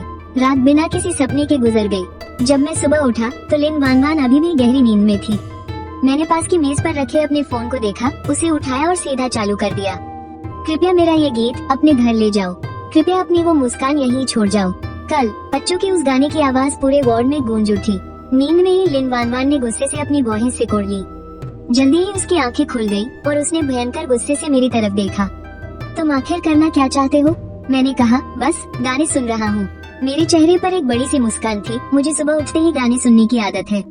अरे बहुत माफी चाहता हूँ, कहीं तुम्हारी नींद तो खराब नहीं हो गई? तुम्हें पता था कि मेरी नींद खराब होगी, फिर भी तुमने गाना चलाया। लिन वानवान इस बात से चिढ़ रही थी कि वो हिल भी नहीं सकती थी, वरना वो पक्का उठकर मेरा गला घोट देती। मैंने बेपरवाही से अपने कंधे उचकाए रोज सुबह तो मैं अकेला ही उठता हूँ ना, बस पल भर के लिए भूल गया था कि तुम भी यहाँ हो। लिन वान ने एक लंबी सांस ली। एक जीता जागता इंसान सामने लेटा है और फिर भी मैं ऐसी बेतुकी बातें कह रहा था। सच तो ये है कि मैंने ये सब जानबूझकर किया था। इसे तुरंत बंद करो, लिन वान ने ठंडी आवाज में हुक्म दिया। जब तुम उठ ही गई हो तो मैं इसे क्यों बंद करूं? मेरे साथ तुम भी सुनो ना। गाने सुनने से मन खुश हो जाता है और जब मन खुश होता है तो शरीर जल्दी ठीक होता है। मैं तो बस तुम्हारे भले के लिए कर रहा हूँ। अगर लिन वान मेरे दिल की बातें न सुन पाती तो शायद वो मेरी इन फालतू बातों पर यकीन नहीं कर लेती। ये आदमी अस्पताल से बाहर न जाने देने का बदला ले रहा है। मन ही मन वो मुझे खूब गालियाँ दे रही थी। मेरे पास बहुत वक्त है तुम्हें सबक सिखाने का, लिन वान ने एक ठंडी मुस्कान के साथ कहा। देखते हैं कि हम दोनों में से कौन ज्यादा सह पाता है। मेरी आंखों में अचानक गुस्सा चमक उठा। अब मेरा कुछ बोलने का मन नहीं था। क्या तुम्हें धमकियां देने के अलावा कुछ और नहीं आता? लिन वान के होठों पर मुस्कान आ गई। छोड़िए इस बात को कि उसे कुछ और आता है या नहीं। ये पैतरा इसे चुप कराने के लिए काफी है। शू चियाची रोजाना सुबह ठीक 7 बजे खाना लाती थी। समय होते ही शू चियाची ने दरवाजे पर दस्तक दी। लिन वान ने वार्ड के दरवाजे की तरफ देखा। तभी दरवाजा धीरे से खुला। शू चियाची ने खाने का डिब्बा मेज पर रखा। फिर वो थोड़ा सा झुकी और लिन वान से बोली, मिस लिन, एक जरूरी फाइल है जिसे आपको देखना है। लिन वान ने बस हल्का सा सिर हिला दिया। मैंने शू चियाची को घूरते हुए उत्सुकता से पूछा, तुम रोज बाहर पहरा देती हो, क्या तुम्हें कभी आराम करने की जरूरत नहीं होती? मैं हर वक्त यहाँ नहीं रहती, मेरे कुछ साथी मेरे साथ ड्यूटी बदलते हैं। फाइल खोलने के बाद शू चियाची ने सिर घुमाया और धीमी आवाज में जवाब दिया, ये तो सच में इत्तेफाक है, मैं जब भी आता हूँ तुम ही यहाँ होती हो। मेरे चेहरे पर एक प्यारी सी मुस्कान थी और धूप की रोशनी में मैं काफी हैंडसम लग रहा था। लिन वान ने मेरी तरफ देखा। उसे मन ही मन थोड़ी चिढ़ होने लगी, लेकिन उसने ज्यादा कुछ नहीं कहा। शू चियाची ने फाइल पकड़ रखी थी। लिन वान एक पेज पढ़ने के बाद जैसे ही सिर हिलाती वो अगला पेज पलट देती। फाइल बहुत जल्दी पढ़ ली गई। तुम मेरी जगह साइन कर दो। लिन वान की आवाज एकदम सपाट थी। शू चियाची ने फाइल बंद कर दी। वो बस मुड़कर जाने ही वाली थी कि मैंने सिर उठाकर उसकी तरफ देखा। तुमने नाश्ता कर लिया? हाँ, कर लिया है। शू चियाची एक पल के लिए रुकी और फिर बहुत ही अदब से बोली, परवाह करने के लिए शुक्रिया सर। मैं बस मुस्कुरा दिया। मैंने आगे और कुछ नहीं कहा। शू चियाची, तुम यहाँ खड़ी क्या कर रही हो? लिन वान ने हम दोनों को बहुत ही गुस्से से घूरा। शू चियाची की और रुकने की हिम्मत नहीं हुई। वो मेरी तरफ सिर हिलाकर वार्ड से बाहर चली गई। इतना भड़क क्यों रही हो? ऐसी बॉस मिली है, मुझे तो शू चियाची के लिए बुरा लग रहा है। लिन वान हंस पड़ी, या यूँ कहूँ कि मेरे तानों से झुंझलाकर उसकी हंसी छूट गई। सच कहूँ तो उसका ऐसे अचानक से हंसना मुझे बहुत डरावना लगा। मैंने घिन से अपना मुंह दूसरी तरफ फेर लिया। लिन वान गुस्से से आग बबूला हो रही थी। उसने ठंडी आवाज में फरमान सुनाया, अब से तुम अपना पूरा ध्यान मेरी देखभाल पर लगाओगे। अगर मैं खुश नहीं हुई तो मैं बिल्कुल भी अस्पताल से डिस्चार्ज नहीं होऊंगी। तुम्हारी इन हरकतों का कोई मतलब नहीं है। मेरा चेहरा गुस्से से तमतमा गया। चाओ अजुमो देश वापस आ गया है ना, तो तुम फौरन उसे अपनी देखभाल क्यों नहीं करवाती? मेरे ही पीछे क्यों पड़ी हो? लिन वान ने एक तीखी मुस्कान के साथ कहा, मेरी मर्जी। मेरे चेहरे पर भी एक तंज भरी मुस्कान आ गई। मुझे तो लगता है कि तुम बस उसे तकलीफ नहीं देना चाहती। लिन वान, तुम और कितना नाटक करोगी? क्या सिर्फ वो चाओ अजुमो ही इंसान है और मेरी कोई अहमियत ही नहीं है ना? मेरी बात ने लिन वान को यकीनन अंदर तक चुभन दी थी, लेकिन वो नहीं चाहती थी कि मुझे उससे और ज्यादा नफरत हो। इसलिए उसने धीरे से अपना सिर हिलाया। मुझे लगता है कि तुम मेरे ज्यादा काम आ सकते हो। ज्यादा काम आ सकता हूँ? क्या बकवास है। मेरे चेहरे के भाव ऐसे थे जिन्हें शब्दों में बयां नहीं किया जा सकता था। लिन वान, डॉक्टर ने तुम्हारे दिमाग का कोई चेकअप नहीं किया क्या? अगर डॉक्टर ने कहा है कि तुम ठीक हो तो मुझे पक्का यकीन है कि उसे कोई गलतफहमी हुई है। तुम चिंता मत करो, मेरा दिमाग एकदम सही काम कर रहा है। लिन वान के होठों पर एक मुस्कान तैर गई। तुम्हें सबक सिखाने के लिए तो मेरा इतना दिमाग ही काफी है। लिन वान की आंखें गहरी और तीखी थी। जब वो नहीं मुस्कुराती थी तो उसका मिजाज एकदम ठंडा और कठोर लगता था। उससे पंगा लेना बिल्कुल भी आसान नहीं था, लेकिन जब वो हंसती तो बेहद दिलकश लगती थी। इतनी हसीन कि मैं उसकी उसी एक मुस्कान पर पहली ही नजर में अपना दिल हार बैठा था। जब भी मैं लिन वान को देखता मैं यही दुआ करता कि वो बस एक बार मुझे देखकर मुस्कुरा दे। अफसोस कि लिन वान को हंसना पसंद नहीं था, और अगर वो मुस्कुराती भी तो सिर्फ चाओ अजुमो के लिए। मेरे हिस्से में तो बस हमेशा उसका वही रूखापन ही आया, इसलिए अब मुझे उसकी इस मुस्कान से नफरत हो गई है। इसी मुस्कुराहट ने मेरी जिंदगी को एक ऐसे भंवर में फंसा दिया जहाँ से निकलने का अब कोई रास्ता नहीं था। मेरा मूड अचानक से बहुत ज्यादा खराब हो गया। मैंने अपनी नजरें चुराई और ठंडी आवाज में बोला, जो मर्जी आए करो, मैं मुंह धोने जा रहा हूँ। इतना कहकर मैं पलटा और तेज कदमों से वॉशरूम की तरफ चला गया। दरवाजा बंद करके मैं वॉश बेसिन के सामने जा खड़ा हुआ। नल खोलकर ठंडा पानी चालू किया और चुल्लू भर पानी लेकर अपने चेहरे पर मारा। अतीत के घाव बहुत गहरे हैं, भले ही अब मैंने उन्हें भुलाने की कोशिश की हो, वो दर्द बिल्कुल असली है, वो कभी मिट नहीं सकते। उन्हें भरने में पूरी जिंदगी लग जाएगी। अब और ऐसा नहीं चल सकता, मुझे उससे काफी दूर रहना होगा। अब उसका मुझ पर रत्ती भर भी असर नहीं होना चाहिए। बस उसके अस्पताल से छुट्टी मिलने तक चुपचाप सह लूंगा, उसके बाद वो अपने रास्ते और मैं अपने रास्ते। फिर हम एक दूसरे की जिंदगी में कोई दखल नहीं देंगे। ये पक्का इरादा करने के बाद हाथ मुंह धोकर मैं बाहर निकला, बिस्तर के पास वाली मेज तक गया और बिना कोई भाव दिखाए खाने का टिफिन खोला। मैं लिन वान वान को खाना खिलाने की तैयारी करने लगा। अभी वॉशरूम में मैंने जो कुछ भी सोचा था वो सब लिन वान वान ने सुन लिया था। वो बड़ी अजीब सी नजरों से मुझे घूर रही थी। वो कुछ कहना चाहती थी, लेकिन मेरे इस कदर रूखे बर्ताव को देखते हुए सच कहूँ तो कुछ कहने लायक बचा भी नहीं था। बहुत सोचने के बाद उसने चुप रहना ही सही समझा। मैं भी अपने अभी लिए गए फैसले पर डटा रहा। मैं चुपचाप लिन वान वान को खाना खिलाता रहा। इस दौरान मैंने एक भी शब्द नहीं कहा। हम दोनों के बीच एक अजीब सी खामोशी छा गई थी और कोई भी इसे तोड़ना नहीं चाहता था। उसे खाना खिलाने के बाद मैंने दूसरा टिफिन खोला और खुद खाने लगा। खाना खत्म करने के बाद मैंने लिन वान वान की तरफ देखा और फीकी आवाज में कहा, मैं इतने लंबे समय तक स्कूल से छुट्टी नहीं ले सकता, तुम इसे संभाल लोगी ना? लिन वान वान ने हामी भरते हुए सिर हिलाया। उसने कहा कि वो शू जियाकी को बात करने के लिए भेज देगी। उसके लिए ये बहुत छोटी सी बात थी, बस एक कॉल करने की देर थी। अमीर और ताकतवर होने का यही फायदा है, 99% परेशानियां तो वैसे ही हल हो जाती हैं, और जो बच जाती हैं वो इसलिए क्योंकि आप उतने अमीर नहीं हैं। मैं अपनी कुर्सी से उठा। मैं नर्स से दवा लेकर आता हूँ, मैंने कहा। नर्स थोड़ी देर में खुद ही आ जाएगी, उसने पीछे से कहा। लेकिन मैंने उसकी बात को ऐसे अनसुना कर दिया जैसे कुछ सुना ही न हो और मुड़कर बाहर चल दिया। मैं बस उसके साथ एक ही कमरे में रहने से बचना चाहता था, वरना मुझे डर था कि कहीं मैं उसे ताने न मारने लगूं। लिन वान वान से कम बात करना, यही अब से मेरा नया उसूल होने वाला था। कमरे के बाहर सूट पहने एक आदमी खड़ा था। मैं उसे जानता था। वो शुहुआ के चेहरे पर तो मुस्कान तक नहीं थी, बस नाम के लिए मेरी तरफ सिर हिला दिया। उसका दुआ सलाम करने का कोई इरादा ही नहीं था। वो मुझसे नफरत करता है, इसकी वजह मुयुलू वाली ही है, पर थोड़ी अलग भी है। समानता ये है कि दोनों को लगता है मैं काबिल नहीं हूँ, और अलग बात ये है कि उसे लगता है वो खुद इस लायक है। मुझे तो ये बात समझ ही नहीं आती। माना कि वो परिवार के दिन अब पहले जैसे नहीं रहे, पर मैं भी तो आखिर एक रईस घराने का बेटा हूँ। दिखने में भी बुरा नहीं हूँ और पढ़ाई लिखाई भी अच्छी खासी की है। आखिर मुझ में ऐसी क्या कमी है कि मैं लिन वान वान के लायक नहीं हूँ? समझ नहीं आता कि इतने सारे लोगों को ऐसा क्यों लगता है। क्या मैं सच में इतना गया गुजरा हूँ और मुझे खुद ही इस बात का एहसास नहीं है? अरे मैं कितना भी बुरा हूँ, पर मेरे सामने खड़े इस आदमी से तो लाख गुना बेहतर हूँ ना। इसे ऐसा क्यों लगता है कि मैं लायक नहीं हूँ? और क्या ये लायक है? मैं जितना इस बारे में सोचता हूँ मेरा खून उतना ही खौलता है। पहले तो सोचा कि सीधा आगे निकल जाऊं, पर फिर मैंने इरादा बदला और ठीक उसके सामने जाकर रुक गया। मेरे चेहरे पर एक अजीब सी मुस्कान थी, ऐसी मुस्कान जिसे देखकर शुहुआ को बेचैनी होने लगी। उसने एक कदम पीछे लिया और त्योरियां चढ़ाते हुए पूछा, क्या तुम्हें आप कहकर बात करने की तमीज नहीं है? शुहुआ ने मजाक उड़ाते हुए हंसकर कहा। वो मुझे बहुत ही नीची नजर से देख रहा था। भले ही उसने आगे कुछ न कहा हो, मैं भी उसका मतलब समझ गया था। क्या तुम्हारी इतनी औकात भी है? मैंने अपना हाथ उठाया और उसकी छाती पर लगा आईडी कार्ड पकड़ लिया। मेरा नाम शुहुआ है। शुहुआ ने झटके से मेरा हाथ हटा दिया। सोचा नहीं था कि एच यूनिवर्सिटी में पढ़ने वाले अनपढ़ होंगे। तुम्हारे भविष्य के मरीजों के लिए सच में डर लग रहा है। उम्मीद है कि उनमें से एक तुम भी होगे। मैंने मुस्कुराते हुए पलटवार किया। शुहुआ की आंखों में गुस्सा था। उसने चिढ़ते हुए अपना हाथ ऐसे हिलाया जैसे कोई मक्खी उड़ा रहा हो। कोई काम नहीं है तो निकलो यहाँ से, मेरे काम में दखल मत दो। अच्छा, तो ये तुम्हारा काम है?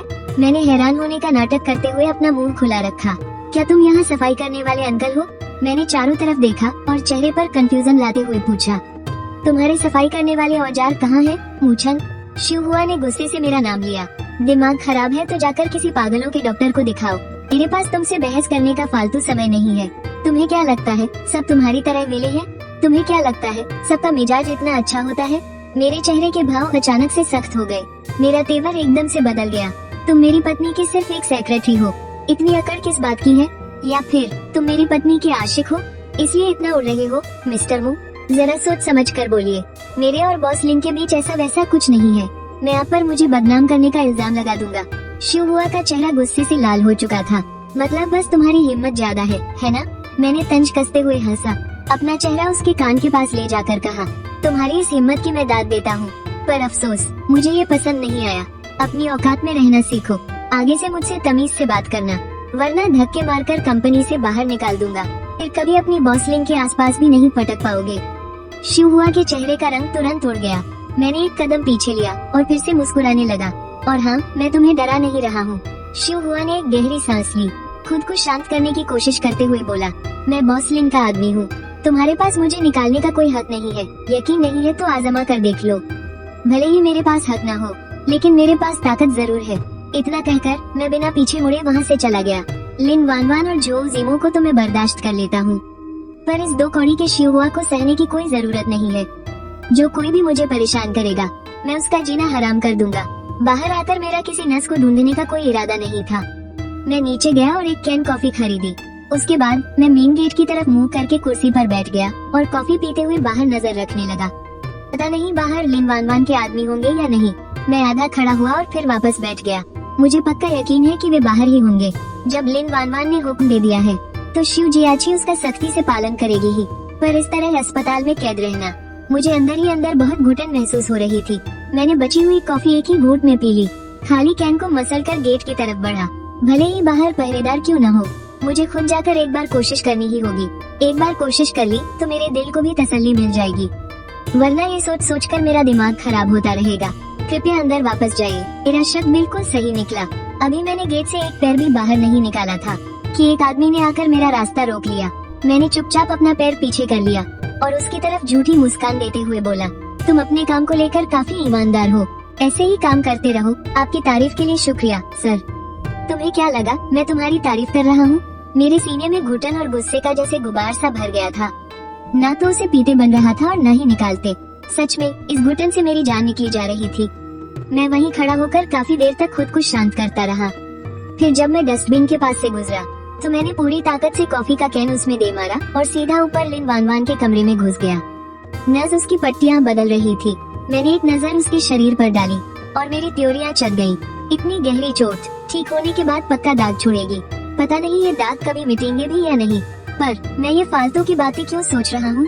उसके दाग रहे या जाए, मुझे क्या लगता है, मेरा दिमाग ही खराब हो गया है। शायद बस इसलिए क्योंकि उसका वो चेहरा सच में बहुत कमाल का है, बिल्कुल किसी बेदाग कलाकृति की तरह। उस पर ऐसे दाग रह जाना सच में थोड़ा अफसोस की बात है। यही सब सोचकर मेरे चेहरे के भाव थोड़े नरम पड़ गए। वो कॉफी पीने के बाद मुझे थोड़ी प्यास लग रही थी तो मैं वाटर डिस्पेंसर के पास गया और एक गिलास पानी निकाला। तभी नर्स ने मुड़कर मुझे अजीब नजरों से देखा। मेरी नजरें सीधे उससे जा टकराई और मेरे चेहरे पर एक शैतानी मुस्कान आ गई। मुझसे रहा नहीं गया और मैंने फिर अपनी बकवास शुरू कर दी। क्यों, मेरी ये सिर्फ नाम की बीवी खूबसूरत है ना? मेरे इस अजीब सवाल पर नज एकदम बौखला गई और कुछ सेकंड बाद बस हक्की बक्की सी सिर हिलाने लगी। मैंने हंसते हुए कहा, तो तुम रख लो इसे, कोई एहसान मानने की जरूरत नहीं। सर आप भी ना क्या मजाक करते हैं? नज बेचारी मारे झिझक के पानी पानी हो रही थी।